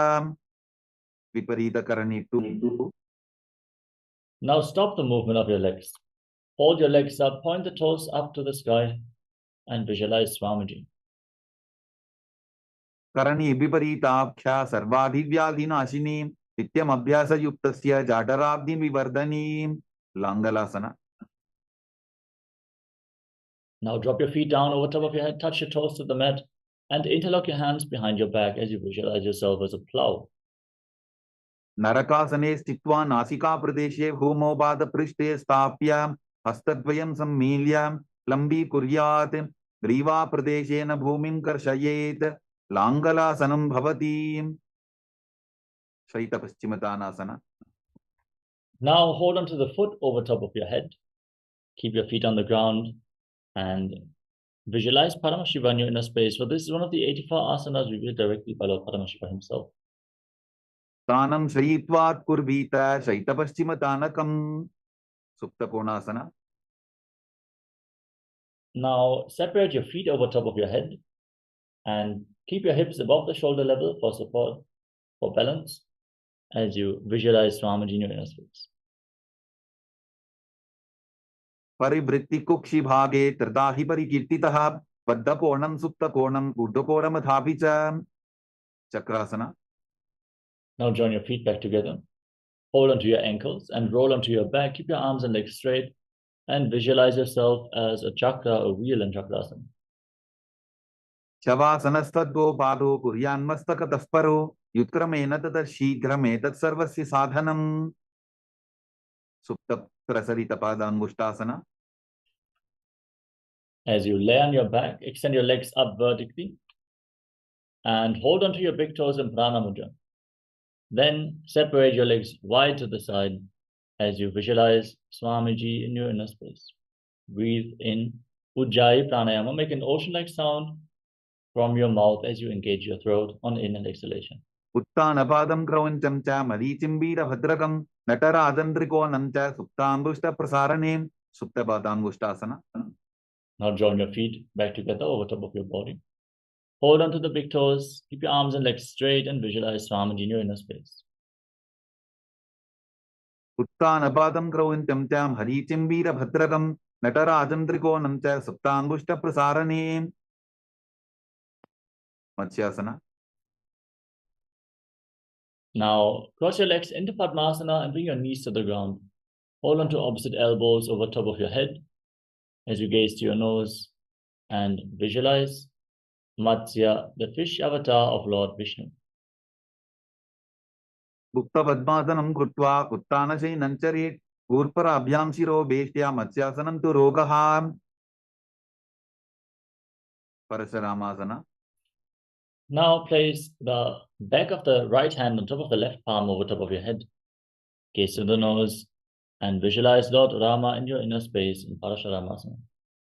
Prathamakare Padmasana Ache Sudho Surve Bhuparipache Sarvamvasana. With your legs in Padmasana, raise your knees, raise your hips off the ground and support your lower back with your hands. Rest your elbows on the ground, gaze to the tip of the nose and visualize Swamiji in your inner space. Hold your breath in Mudra Kumbhaka. Athavakshetra Samkshepat Sarvangasanam Uttamam Yat Krutva Yoga Nipuna Vidya Vispandito Yatha Vrichikasana. Now lay down on your back and place one foot on top of the opposite thigh. Pull your knees against your chest. Extend your arms over top of your head. Hook your fingers forward. Gaze to the tip of gaze towards your third eye as you lock your throat and hold your breath in Mocha Kumbhaka and visualize yourself as a scorpion. Prathamashayna Sudho Shishike Shiki Sandhi Sudakhe Vrichikasana. Exchange the position of your feet. Repeat Vrichikasana on the other side. Prathamashayna Sudho Shishike Shiki Sandhi Sudakhe Vrishabhadakshepasana. Now lay down flat on your back and interlock your fingers around your neck. Start pulling your knees up towards your chest back and forth as you breathe calmly through your nose in Sahaja Kumbhaka and visualize Swamiji in your inner space. Keep your legs off the ground. Uttanasenam Kritva Angvali Bikandrambadva Purparo Militva Nitambena Bhumim Sprishtva Marottanasana. Now place your hands on the ground next to your hips and start pulling your knees up, touching your ears with the respective knees again and again as you visualize Swamiji in your inner space. Vottanavatsam कृत्वा जानद्वयं पर्यायेन कर्मयोः संस्पृशेत्.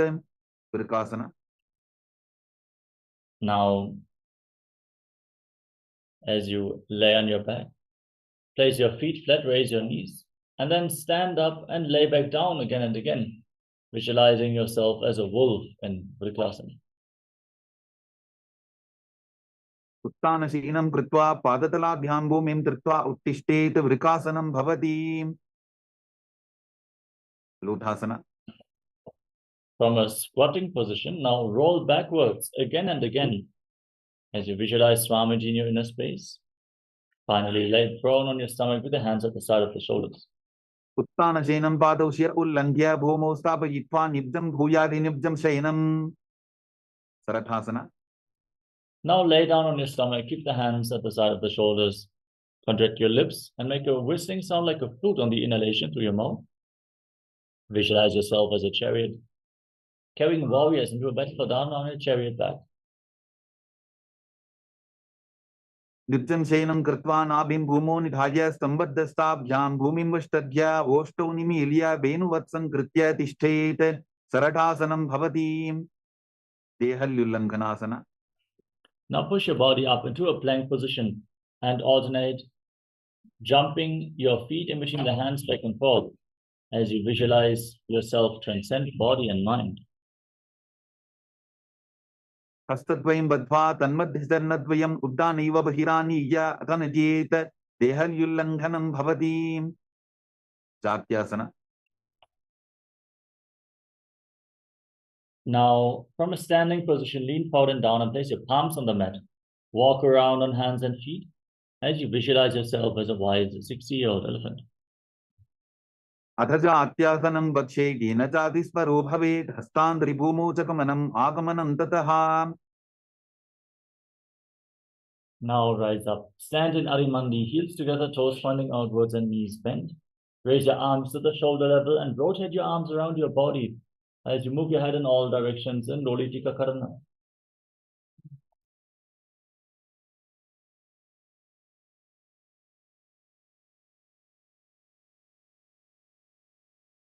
Relax. Now, if you have a rope available, tie your feet with a rope. Stand erect on the mat like a rod, heels together, hands on your hips, elbows close to your waist. Visualize your Kundalini Devi is rising and curling upwards around your body in Sarvasana. सर्पासना. अथ सर्पासनं वक्ष्ये वायुपानाय केवलं शरीरं दण्डवत् तिष्ठेत्. रज्जुबन्धस्तु पादयोः वायवी कुण्डली देवी कुण्डलाकारमङ्गुले. उष्ट्रसाधनासना. Now lean forward and down, hold on to your toes from the front with your hands and fists, walk around on the mat like a camel. पुष्टिकनिष्ठिका प्रदेशेन भूमौ निधाय उपरि पादतले संस्थाप्य पुष्ट्रवत् पुष्ट्रसाधनं भवति. अश्वासना. Now, from the same position, hold your toes from the side and walk around with your hands and fists, visualizing yourself as a horse. पुष्टिकनिष्ठिका प्रदेशेन भूमौ निधाय उपरि पादतले संस्थाप्य अश्ववत् शरीरं चलनीयम् अश्वासनं भवति.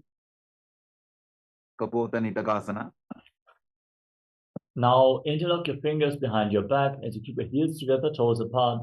Pull your hands down towards your calves. Tilt your head back. Breathe deeply through your nose. Lead the prana along your spine and visualize yourself as a soaring bird diving in Kapotanitakasana.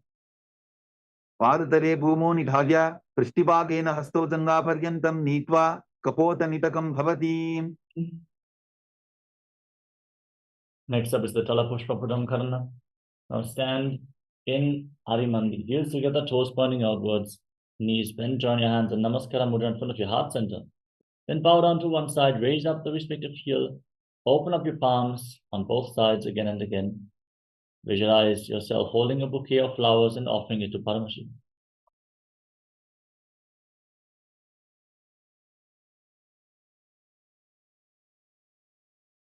Next up is Karagasana. Now, visualize yourself as a rhinoceros and gaze to your nose as you lay down on your stomach. Then jump your feet back up towards your hands and stand, the hand extended in Namaskara Mudra, resembling the horn of the rhinoceros. खड्गासना. लुचसरतमासनं कृत्वा पादतलाभ्यां भूमिं वष्टभ्य उत्तिष्ठेत खड्गासनं भवति उत्थानोत्थानं Now, hold on to weights if you want to intensify this asana. Then sit down and stand back up again and again, or squat down as low as possible. As you gaze to your nose, visualize Swamiji in your inner space. पुनः पुनः उत्थातव्यम् असितव्यम् इति उत्थानोत्थानं भवति कुशलासन. Now raise your arms up over top of your head and jump repeatedly, visualizing yourself as a maze. सरलं स्थित्वा ऊटम्बाहुनये वारं वारम् उड्डानं कृत्वा नद्येत कुशलासनं भवति शीर्षकासन. Now hold on to the sole of one foot and lift it up against your chest. Sit down and stand back up on the other leg, alternating both sides. Gaze to your nose and visualize Swamiji. एकैकं पादतलं कुक्षु निधाय तिष्ठेत उत्शीर्षकं भवति.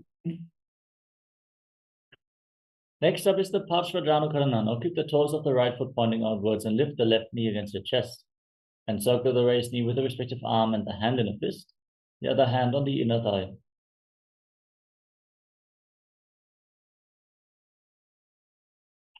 Next up is Tandavasana. Now extend your left leg forward.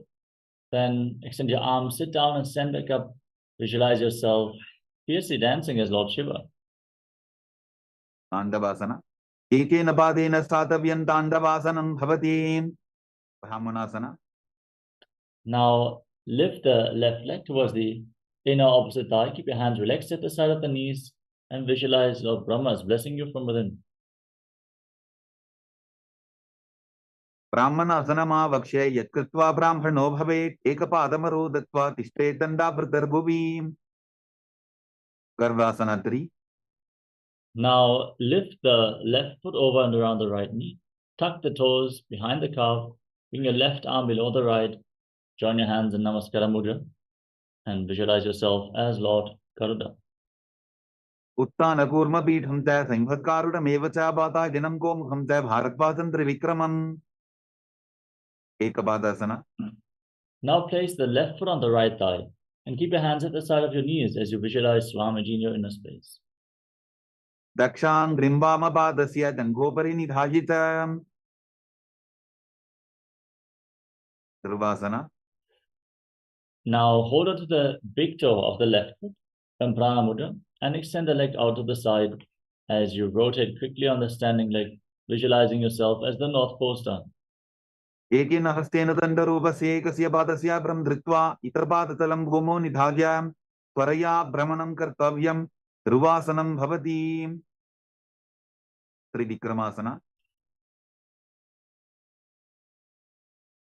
Now lift the left leg behind your neck. Stand tall, sit down and stand back up. Use the support of a wall if needed. You cannot bring the leg behind your neck, you can bring it over your shoulder. Sit down and stand back up. Visualize Lord Vishnu is blessing you from within. त्रिवायां पादं संस्थाप्य साधव्यम् उत्थातव्यं. त्रिविक्रमासनं भवति. ताण्डवासन.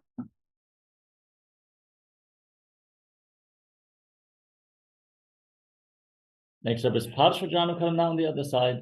Keep the toes of the left foot pointing outwards and raise the right knee up towards your chest as you place the other hand on the inner thigh.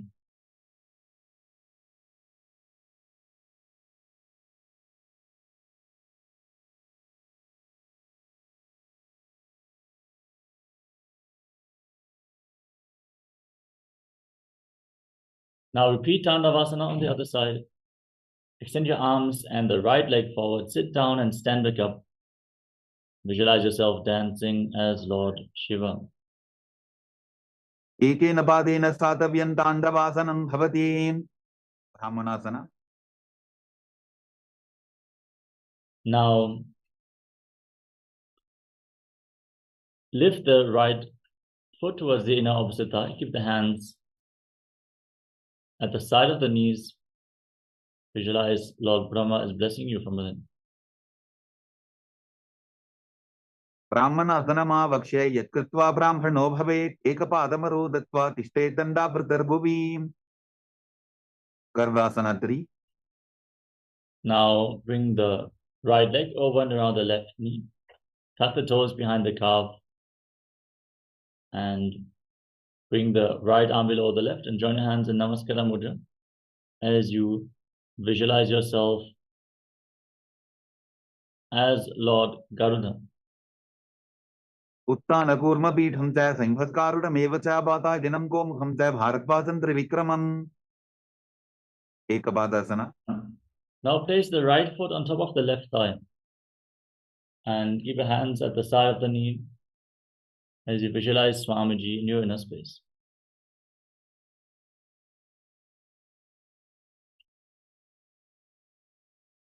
दक्षाङ्घ्रिं वामपादस्य जङ्घोपरि निधाय च Srivasana. Now hold on to the right big toe as you extend the leg out of the side and rotate quickly on the standing leg. Visualize yourself as the North Pole Star in Srivasana, the 4-star posture. एकेन हस्तेन दण्डरूपस्य एकस्य पादस्य भ्रं धृत्वा इतरपादतलं भूमौ निधाय त्वरया भ्रमणं कर्तव्यं ध्रुवासनं भवति.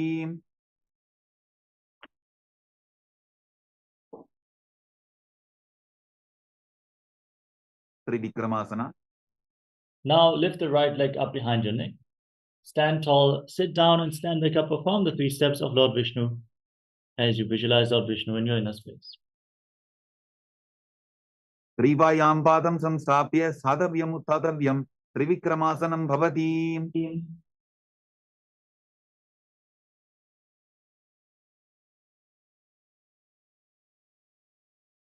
Now we perform Samanakakarana. Stand with your heels touching, toes pointing outwards and your hands slightly extended away from the hips, fingers pointing one by one.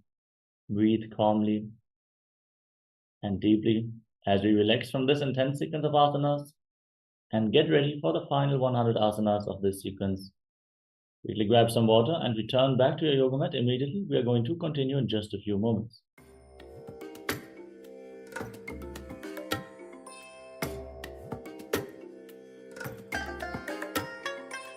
I bless you all. Let you all open all your 3 eyes and manifest the powers of Mahasudashiva. Om Nithyananda Paramashivoham. Om Nithyananda Paramashivoham. Om Nithyananda Paramashivoham. Om Nithyananda Paramashivoham. Om Nithyananda Paramashivoham. Om Nithyananda Paramashivoham.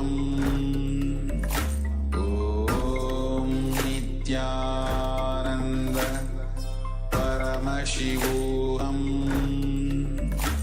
Om Nithyananda Paramashivoham. Om Nithyananda Paramashivoham. Om Nithyananda Paramashivoham.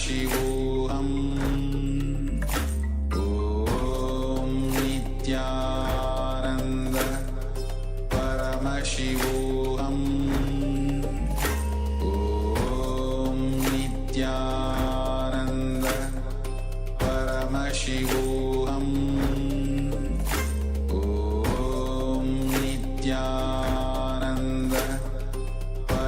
Paramashivoham. Om Nithyananda Paramashivoham. Om Nithyananda Paramashivoham. Om Nithyananda Paramashivoham. Om Nithyananda Paramashivoham. Now everyone return to your yoga mats as we are going to continue with the final 100 asanas of this sequence. Stand with your feet separate and then squat down. Bring your arms from the outside in between the legs and interlock your fingers in front of your navel as you visualize the great sage Goraknath, the founder of the Natha Yoga Hindu Sampradaya. Breathe in Jivachala Kumbhaka. Inhale deeply. Hold your breath and then move the retained prana freely throughout your body by the force of your will alone. In Goraknath. Gorakandiliyasana. Pratham hi wo hoye bahuri nichopunihove. Kanchasana. From a squatting position, interlock your fingers around your lower back and visualize Swamiji in your inner space in Kanchasana. Urumadhyat hasto niveshya nitamam dhritva padatalabhyam bhumim ashtadhyam. Parirvasana. Now, from the squatting position, bring your heels together close towards your perineum and interlock your fingers on the lower back. Gaze down towards your navel as you visualize Bhagavan Kala Bhairava, the Lord of Time. Dogu bakagi talyaki mahili kor milahi banabani paramoda vaise. Varahasana. With your heels together, separate your toes and join your hands in Anjali Mudra behind your head with your fingers pointing down. Gaze to your nose and visualize yourself as Varaha, the boar avatar of Lord Vishnu. Bhagdali ki mahili pori milahi banabani ukar vaise. Prabhitasana. Now, hold onto your big toes in Prana Mudra and raise your hips to the same level as your knees as you visualize Swamiji in your inner space. Parshintvoya sammilya sittvanitam mamdana pradesha aniya tishte tripithasanam bhavati. Bakasana. Now place your palms on the ground. Bring your knees onto your arms towards your armpits. Lean forward, find balance. Lift your feet off the ground. As you balance on your arms, visualizing yourself as a crow in Bakasana. Hastabhyamo nimavastabhya januddoyam nabho sammilya.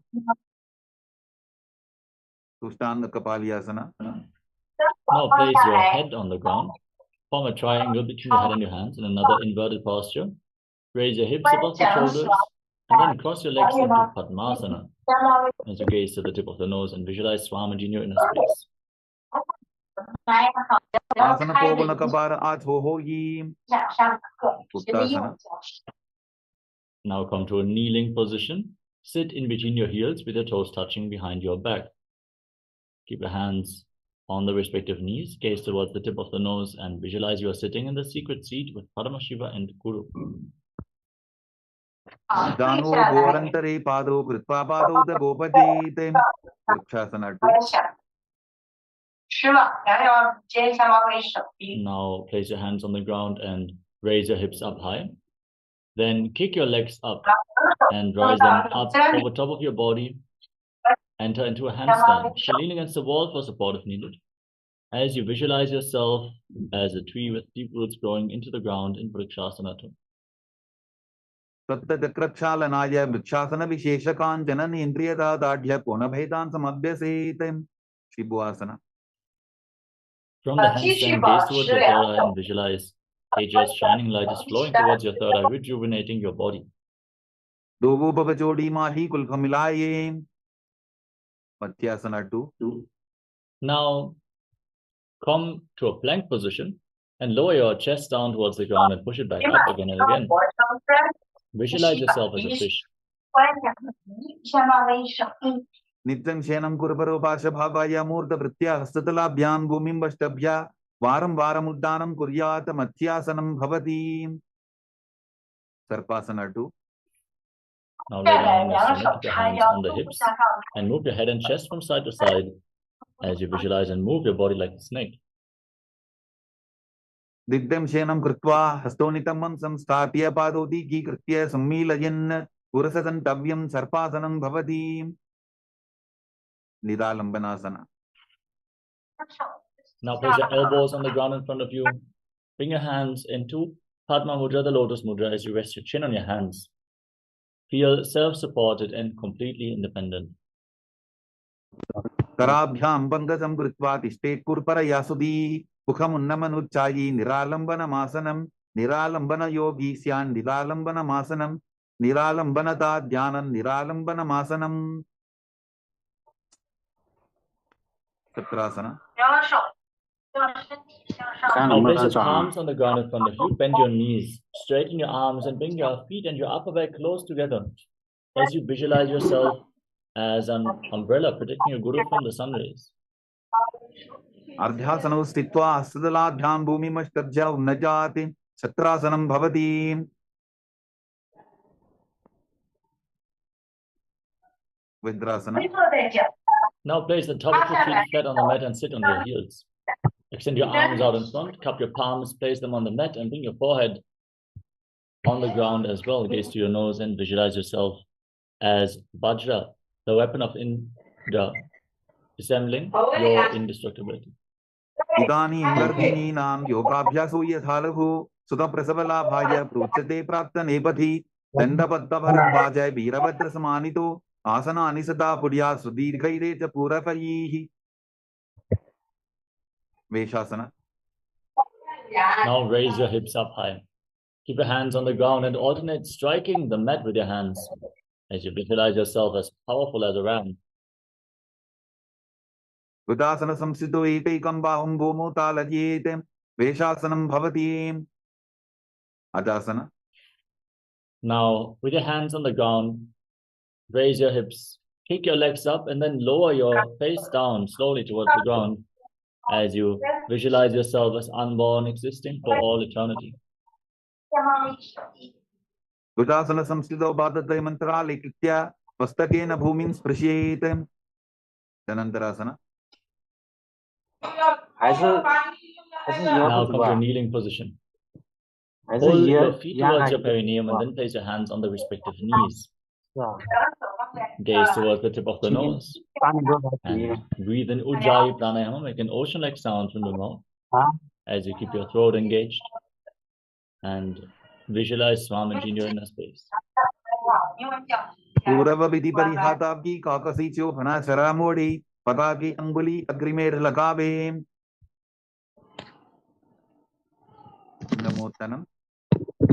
Now, interlock your fingers in front, move your arms up, down, left, right, in all directions, giving massage to various different joints and muscles of your body as you visualize Swamiji in your inner space. Hastayoho angudir badva hastar madhyasarmandam nishkata yitva tishtet angamotanam bhavati. Gandhasana swa. Now, sit in between your heels with the toes pointing to the side. Bring your thighs and calves on the ground and place your hands on the respective knees. Visualize yourself as Lord Garuda flying Lord Vishnu and Lakshmi on his back in Garudasana form. Gangorubhyandanam pidya starakajyot vichanuna chanu parikaradvandva garudasanam uchyate. Arandamandirasana. Now bring the soles of the feet together with your toes pointing back, knees wide apart, and sit down in front of your heels. Hold onto your ankles with your hands and try to bring the front of your buttocks on the mat. Gaze up towards your third eye as you visualize yourself residing in the blissful space of a temple, Ananda Mandir. Achavakshe Biranatha Anandamandirasanam jikritva amaro dhiro bhavatyeveha sadakaha. Bandukasana 2. Now cross your feet and sit on the raised heel. Place your hands below your knees. Pull your stomach in and up in Uddiyana Bandha. And press your tongue up flat against the palate of your mouth, catching the nectar of immortality with your frog tongue as you visualize yourself as a frog in Mandukasana 2. Prishtam sambitable dhabhyam dhanvandya savala yapratihi asto balatale chitto mandukam pada dosharit. Narasimhasana. Now tuck your toes and sit on raised heels. Place your palms on the mat in front of you with the thumbs touching. Gaze towards the tip of the nose. Stick your tongue out and exhale forcefully again and again as you visualize yourself as Lord Narasimha, the lineman avatar of Mahavishnu in Narasimhasana. Dovu bhanapan vai vaise edi melar gudani vaise samasarirani kaat harave nasa abratastiko lyave. Visharakasana. Sit on raised heels. Keep your toes tucked. Knees on the ground, hands on the thighs. Place your hands over top of your mouth and bring the thumbs underneath the teeth. Close your lips and inhale through the right nostril. Then exhale through your mouth again and again. Gaze to your nose and visualize yourself as Devi, victorious over all your fears.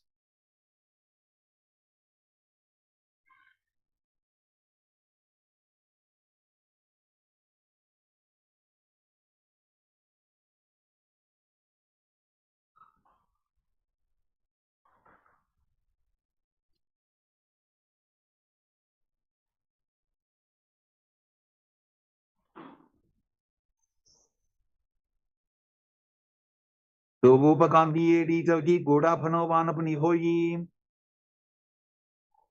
Pakanasana. Now, place the top of the feet flat on the mat. Bring the soles of the feet together, toes pointing back, and sit on your heels. Bring your hands towards your armpits and imitate as if you are a monkey stretching itself. As you gaze to your third eye, visualize yourself as a playful monkey in Padasana.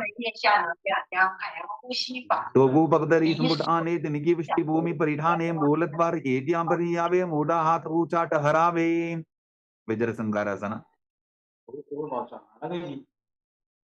Now, stand on the toes. Keep your knees off the ground, soles of the feet together, knees wide apart. Hold on to opposite elbows behind your back.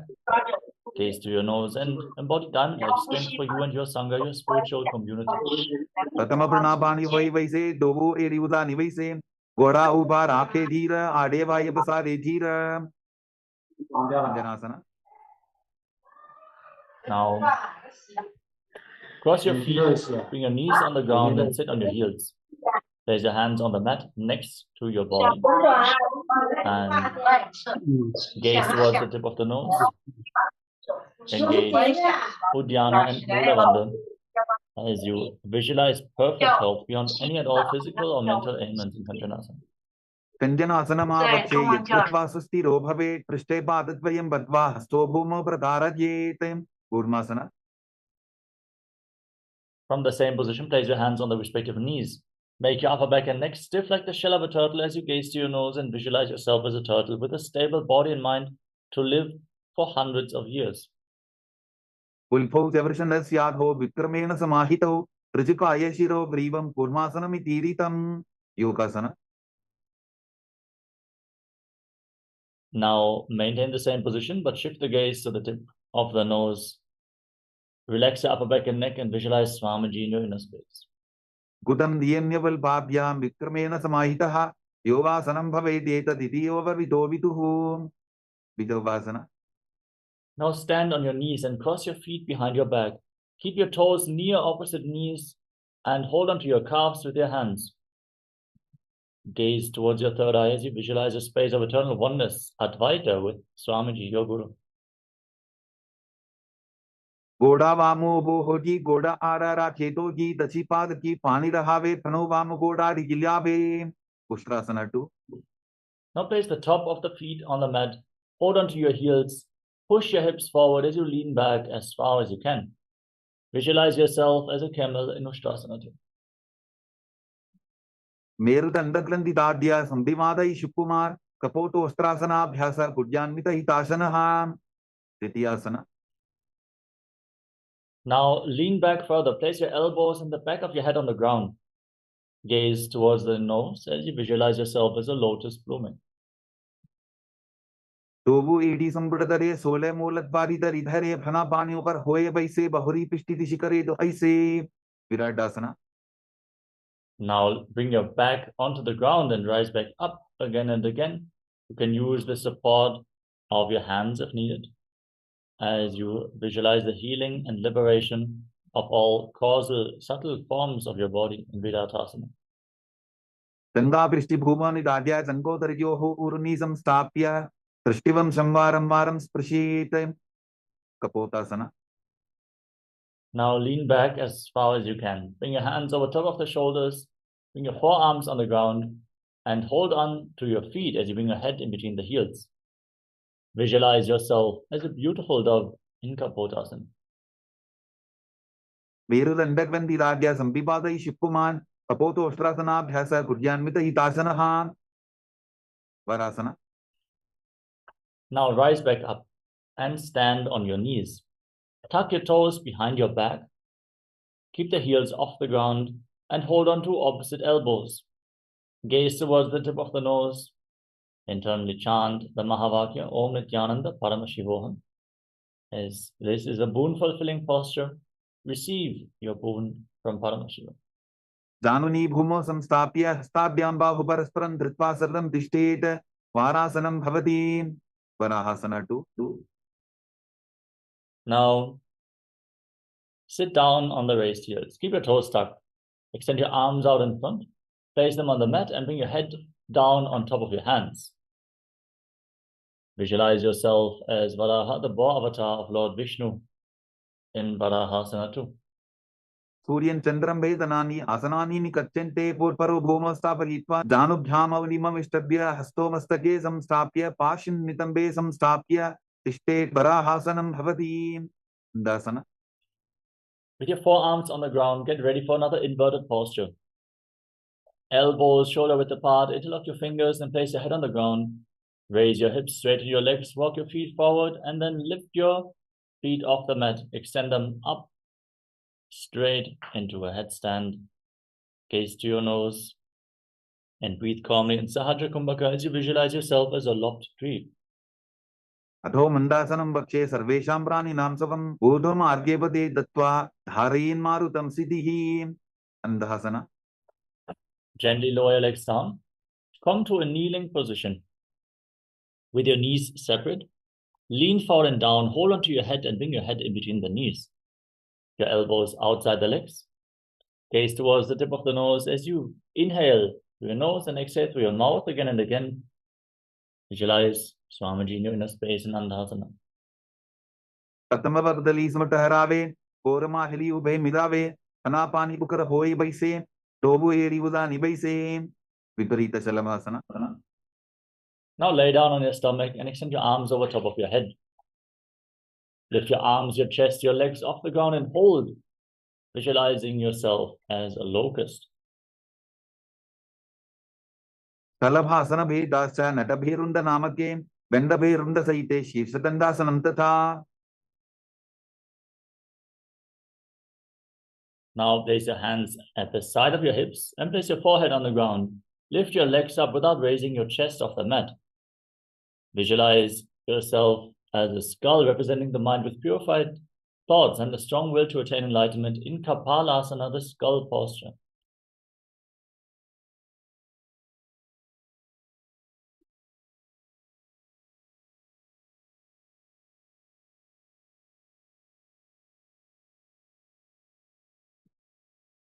Next up is Akasha Kapotasana. With your hands on the mat, push your hips up high and then lift your legs up over top of your body. Try to touch the ground with your feet. You can enter this asana by leaning back into Paryankasana as well, and then bring your head through the legs as you visualize yourself as a free and open dove.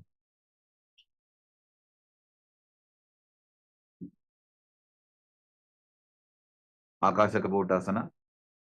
उष्ट्रासने स्थित्वा चरणौ भूमेरुत्थाप्य मस्तकोपरि नीत्वा पृष्ठप्रदेशेन भूमौ स्थापयेत् आकाशकपोटं भवति.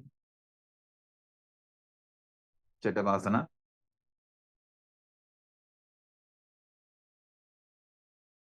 Now, from a kneeling position, lean forward and down, place your forearms on the mat. Rest your navel on your knees as you visualize yourself as a sparrow in this sturdy position. ऊर्वरपद्यन्तो हस्तौ धरावोट्टभ्य जानुनी नाभौ संकुञ्च्य. वृश्चिकासना 2.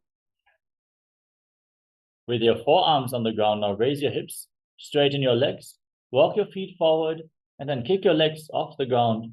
Bend your knees and try to touch the back of your head with your feet as you visualize yourself as a scorpion. विच्छेव पुच्छप्रतिमाङ्घ्रिपार्ष्णि धृत्वा सशीर्षे सिब्बुकं विधार्यको यत्रेति सन्तिष्ठति साधकस्त्वं विशावहं वृश्चिकसंयमासनं. पुरुषासना. Gently lower your legs down and come to a kneeling position. Sit. on the right heel with the left foot outside the hip, toes pointing to the side. Place your hands on the ground in front of your knees and gaze forward in Vaishnavi Mudra. Don't focus on what's happening outside. Focus on your inner space. Forcefully inhale through your nose. Hold your breath for a short while and then gently exhale again through the nose as you visualize yourself as a bull in Vrishasana, the bull posture. Yamivulbhepada bole vamabhavdepadeteram viparitam sprishet bhumim vrishasarmidam bhavet. Lolasana. Lolasanam tada puryat vayulola pakhatanat sthiravayu prasadena sthiracheta bhavetritam. Now, place your hands on the ground and lift your entire body off the mat as you cross the toes of the left foot over the right. Balance on your arms and visualize Swamiji in Lolasana. Then straight sit down on the left heel and keep the right foot outside the hip as you repeat Vrishasana, the bull posture on the other side. Vrishasana. Yamivulbhepada bole vamabhavdepadeteram viparitam sprishet bhumim vrishasarmidam bhavet. Balavunasana. Now place the right foot flat on the mat, tuck the toes of the left foot and sit on the left heel. Bring the right knee against your chest, hands on the respective knees, and gaze forward as you visualize Balaguna Hai, one of the 84 siddhas in your inner space. Asana povada tarabika rajagi. Grahasana. Now stand up and squat down. Bring your arms through the legs and hold onto your ankles from the outside as you squat down all the way. Visualize yourself as the entire planet in Grahasana. Adade bhumo samstapya danu madhye purparo stapya hastabhyam gulpa pradesho dritva tishtete grahasanam bhavati. Balavunasana. Now keep the sole of the left foot on the ground and tuck the toes of the right foot. Bring the left knee towards your chest. Keep the right knee off the ground as you visualize Balaguna Hai in Balagunasana. Asana povada tarabika rajagi. Utkatasana. Now step both feet in towards your body. Sit on raised heels, knees off the ground. Keep the knees together and place your hands on top of the knees. Hold on to weights if you want to intensify this asana as you visualize Swamiji in Utkatasana. Ijas pijaus tiyata purvachano yitrasane padataladvayo parim. Vajrasangarasana 2. Now join the soles of the feet and keep your knees wide apart. Hold on to opposite elbows behind your back as you visualize Swamiji, Supreme Pontiff of Hinduism, in your inner space.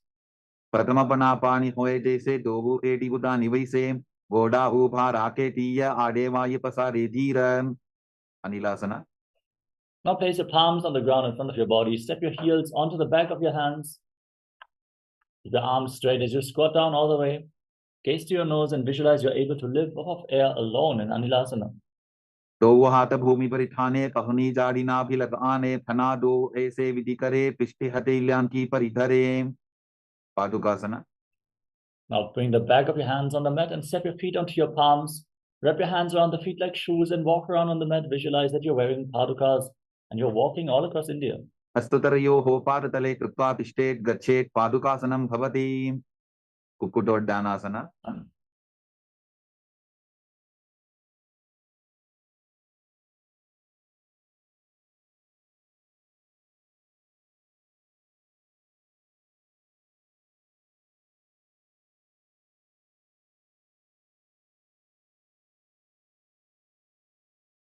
Now place your palms on the ground and kick your legs up and let them fall back down again and again.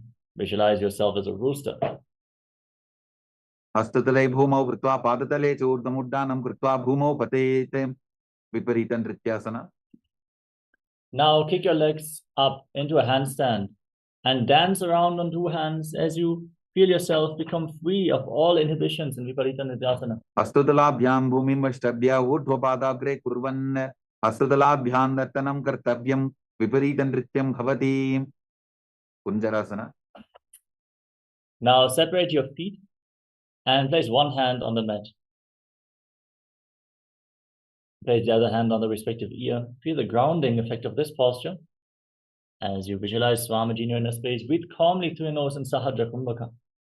अथ वक्षे महादेव कुञ्जरासनम् उत्तमं करे नैकेन पादाभ्यां भूमौ तिष्ठे चिरकरः कुञ्जरासन. Exchange the position of your hands. Repeat Kunjarasana on the other side. अथ वक्षे महादेव कुञ्जरासनम् उत्तमं करे नैकेन पादाभ्यां भूमौ तिष्ठे चिरकरः पदम्बासन. Now squat down, heels together, close to your perineum. Hold on to your ankles and lift your buttocks and your toes off the mat, balancing on your heels. Visualize yourself as a Kadamba tree. पार्श्वभ्यां भूमिं वष्टभ्य हस्तद्वयेन पुल्भौ धृत्वा तिष्ठेत् कदम्ब भवति Pawanmuktasana. With the soles of the feet flat on the mat, lift your knees against your chest, pull them close with your hands as you visualize any excess vata being released from or balanced within your system in Pavanamuktasana. द्वयोस्तु पादयोः पाणिं लात्वा सुस्वनितम्बके जानन् वक्षसि सादर्बभ्रतीकरवन्दनैः चकोरासन.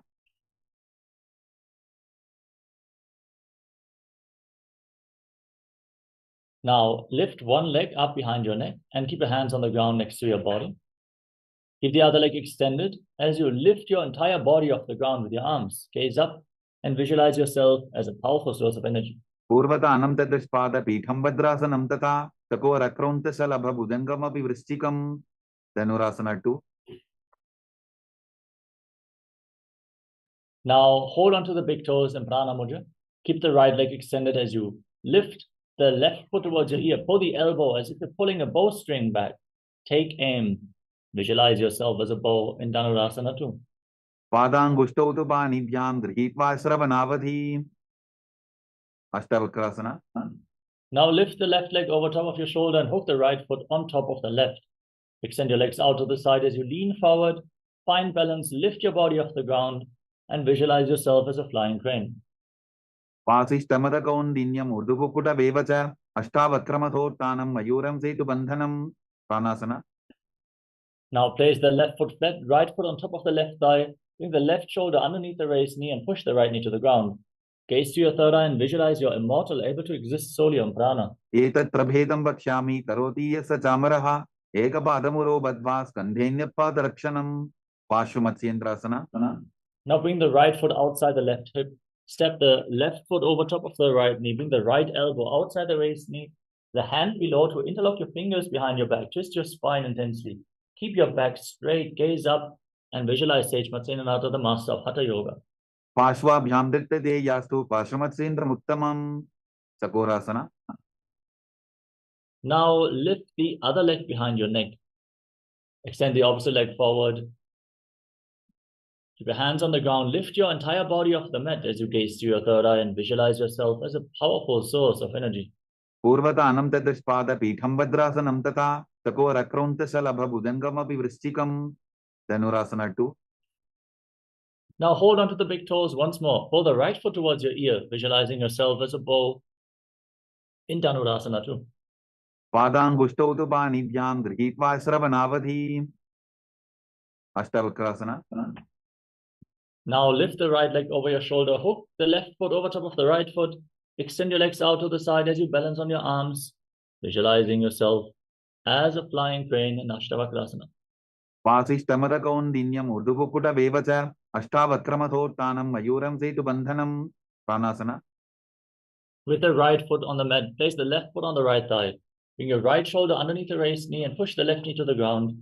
Gaze up towards your third eye as you visualize you are immortal, able to exist solely on prana in pranasana. एतत् प्रभेदं वक्ष्यामि करोति यस्य चामरः एकपादमुरो बद्ध्वा स्कन्धेऽन्यपादरक्षणं पार्श्वमत्स्येन्द्रासन. Now bring the left foot outside the right hip and step the right foot over top of the left knee. Bring the left elbow outside the raised knee and the hand behind your back to interlock your fingers. Twist your spine intensely. Gaze to your third eye. Breathe deeply through your nose and Sahadra Kumbhaka. Lead the prana along your spine as you visualize Sage Matsenanata, the master of Hatha Yoga in Parshvamatsendrasana. पार्श्वाभ्यां दृष्टते यास्तु पार्श्वमत्स्येन्द्रमुत्तमं अर्धपश्चिमतानासन. Now extend the right leg forward and keep the left heel against your perineum. Lean forward and down and hold onto the front foot with both hands. Breathe in Jiva Chala Kumbhaka. Inhale all the way. Hold your breath and then move the retained prana freely throughout your body by the force of your will alone. Master the movement of the prana within your body by performing the Jivachala Kumbhaka. एकं पादं प्रसाद्य एकं पादस्य भाषणासीवनी सम्पीड्य हस्तद्वयेन प्रसारितपादाङ्गुष्ठं धृत्वा जानुभरिमस्तकं न्यसेत् अर्धपश्चिमतानं भवति त्वं Now bring the left foot outside the hip, the top of the foot flat on the mat, knee on the ground. Hold onto the right foot with both hands as you straighten the leg up in front of your face.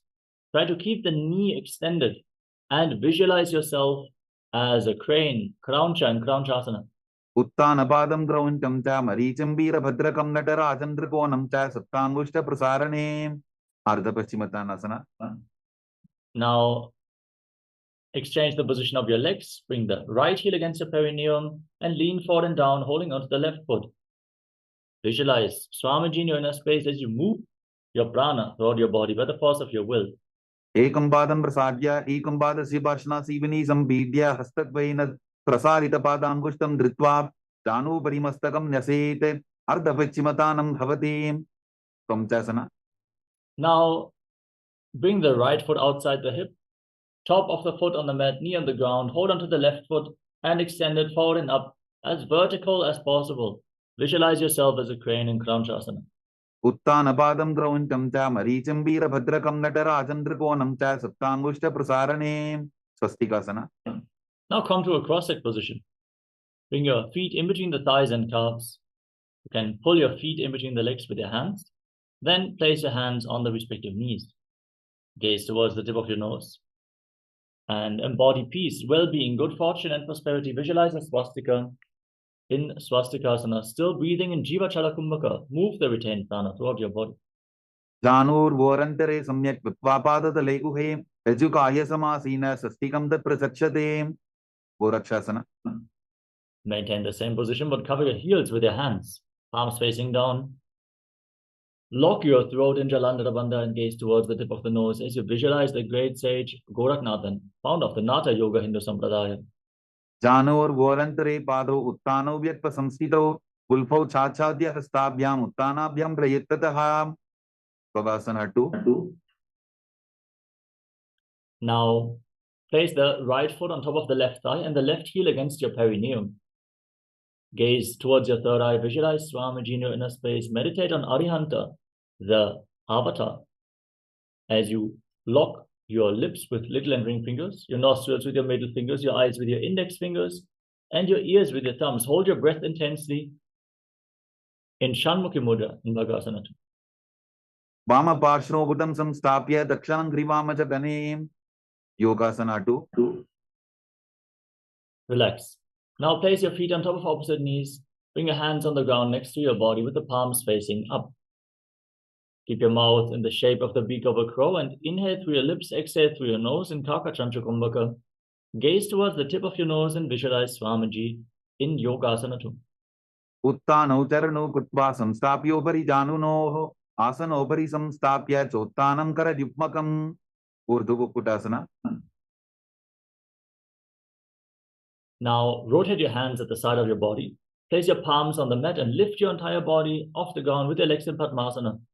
Visualize yourself as a rooster in Urdhva Kukkutasana. वासिष्ठमतकोण्डिन्यम् ऊर्ध्वकुक्कुटवेव च अष्टावक्रमथोत्तानं मयूरं सेतुबन्धनं सिद्धहरतलियासना. Maintain Padmasana and bring your hands through the legs. Place your palms on the ground. Without lifting your body up, stay seated on the ground. Gaze to the nose and visualize Swamiji in your inner space in Siddha Harataliasana. प्रथमपदमासन पोकरे अस्तुदो वो गोडासन दीतरे ube हतेले भूदेरी rakhi Ocha गोडासन दिमे Dake हंसासना. Now push your hands into the ground and lift your entire body off the mat. Pull your knees towards your chest as you gaze to your nose and visualize yourself as an elegant swan. कुक्कुटासनं स्थित्वा स्कन्धपर्यन्तं मूरुनि नीत्वा तिष्ठेते हंसासनं भवति कारमुकासना. Now raise your hips off the ground. Push your hands through the legs and then lean forward. Place your forehead on the ground.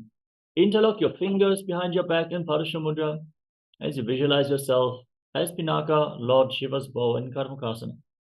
प्रथम पद्मासन को परे घोरा संधि माही कर इधरे तरपतु श्री कर दो भू आने कोण्या ऊपर संधि ले ठाने Kurmasana 2.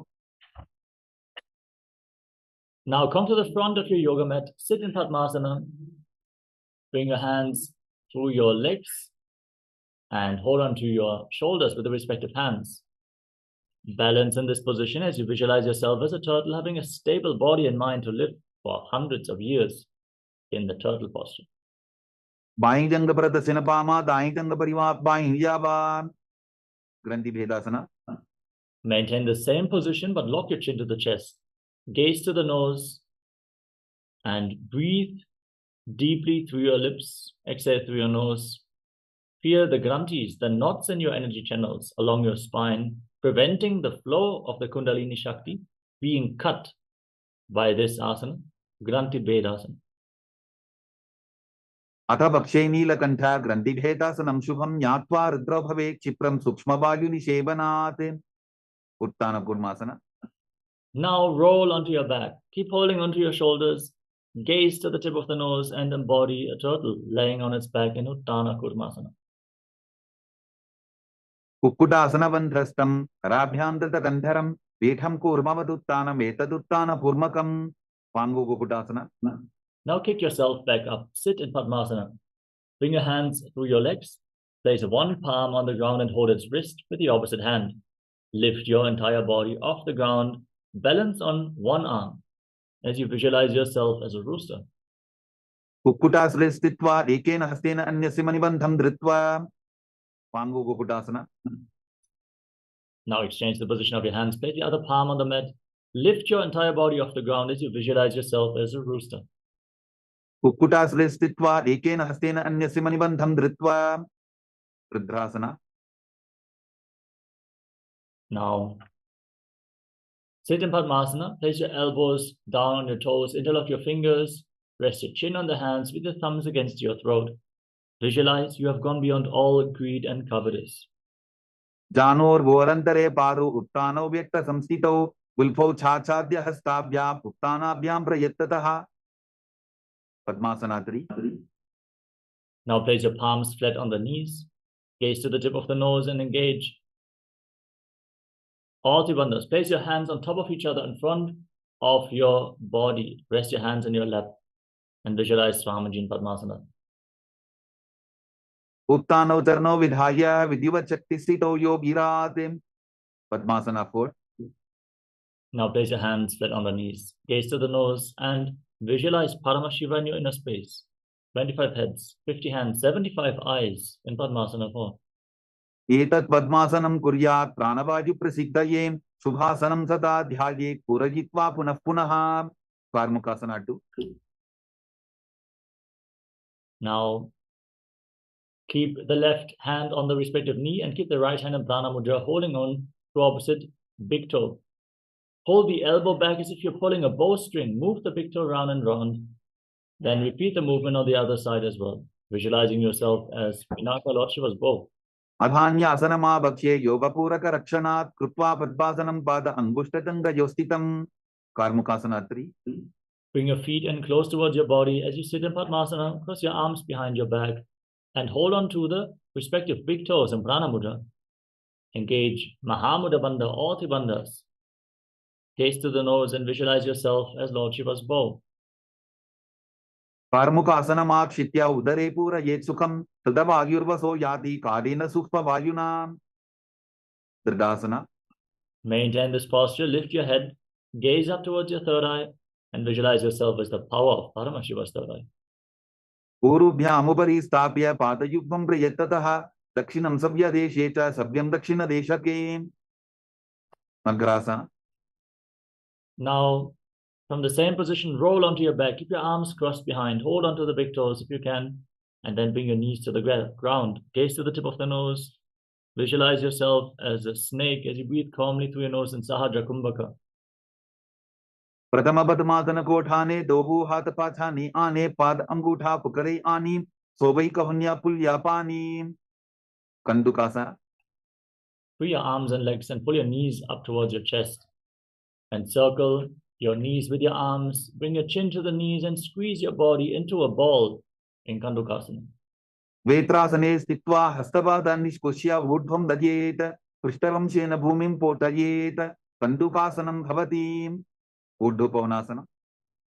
Now place your feet on the mat, interlock your fingers around your neck, and gaze to the nose. Breathe calmly as you visualize Swamiji in your inner space. Pratame sudho sainakarave, goda ubharashi milave, pulpama hila angushtatoli, kare kekasamela rasoji. Margata Pitasana. Now place your hands underneath your heels with the palms facing up. Push your hips off the ground.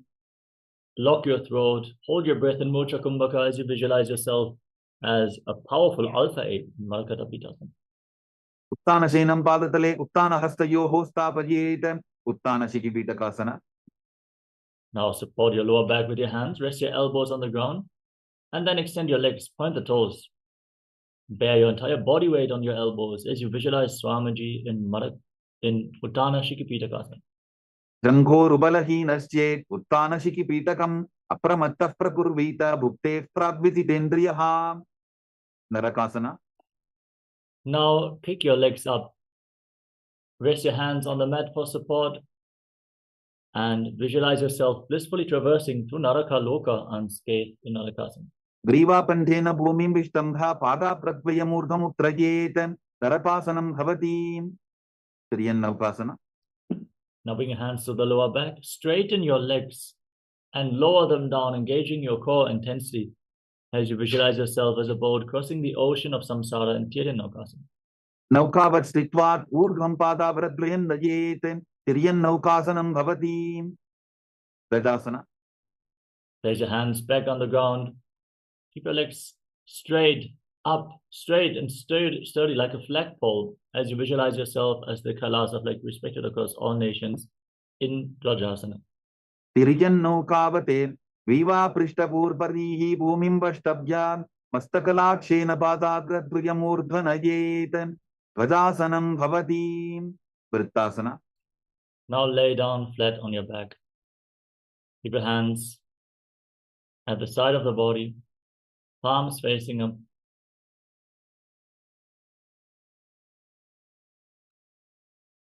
Stop any movements of the body and mind. Forcefully pull the Kundalini Shakti up from the root of the spine all the way to the crown of your head in Shakti Chala Mudra. Visualize that your body is dead. And Swamiji, the Supreme Pontiff of Hinduism, is liberating you. Internally chant the Mahavakya.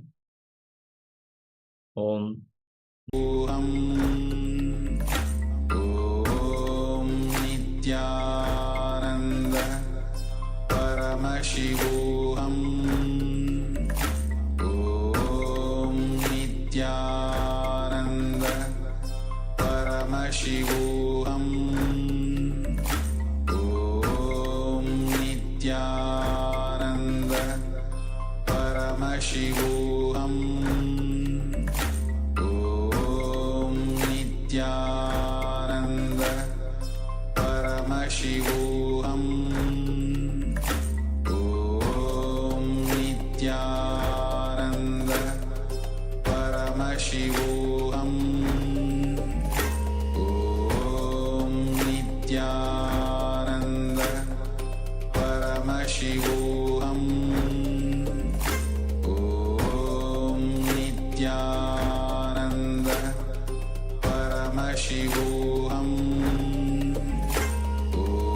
Om Nithyananda Paramashivoham. Om Nithyananda Paramashivoham. Om Nithyananda Paramashivoham. Om Nithyananda Shivoham. Om Nithyananda Paramashivoham. Om Nithyananda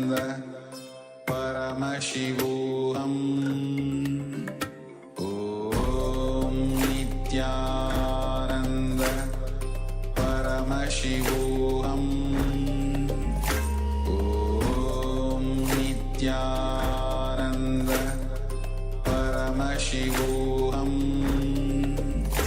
Om Nithyananda Paramashivoham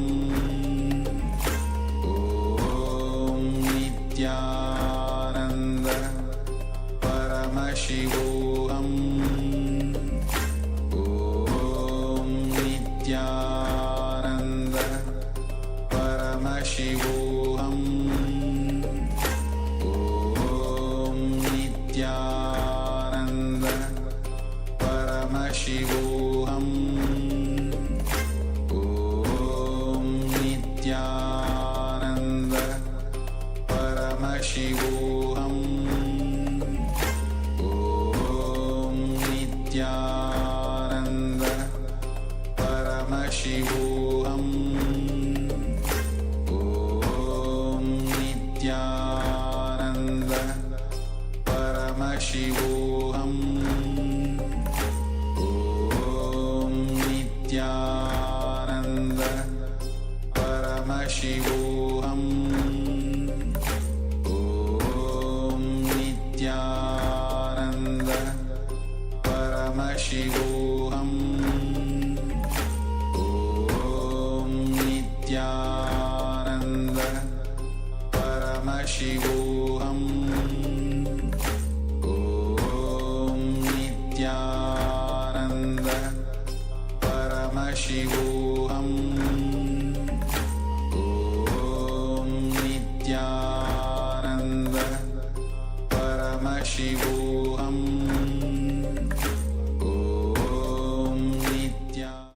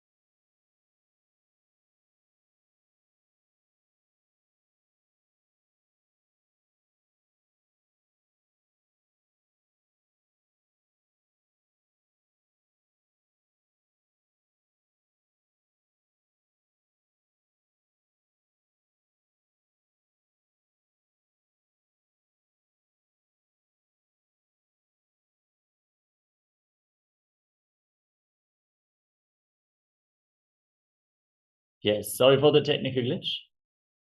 Everyone, please return to your body and slowly come to a comfortable seated position. As we are about to conclude today's Nithyananda Yoga session, keep your blindfolds ready and settle down. We're going to have the first round of the power manifestation of the day, blindfold reading. For now, let us sit in a comfortable cross-legged position with our head, neck, and spine in a straight line. Bring your hands in Namaskara Mudra in front of your heart center. Close your eyes, take a deep breath. Visualize Swamiji in your inner space as we conclude this session with the Purna mantra. Om Purnamadav Purnamidam Purnat Purnamudachyate Purnasya Purnamadaya Purnamevavashishyate. Om Shanti Shanti Shanti. Hari Om Tat Sat. Sarvam Bhagavat Shri Nithyananda Paramashiva Parukarpanamastu. Om Nithyanandam. Nithyanandam, everyone.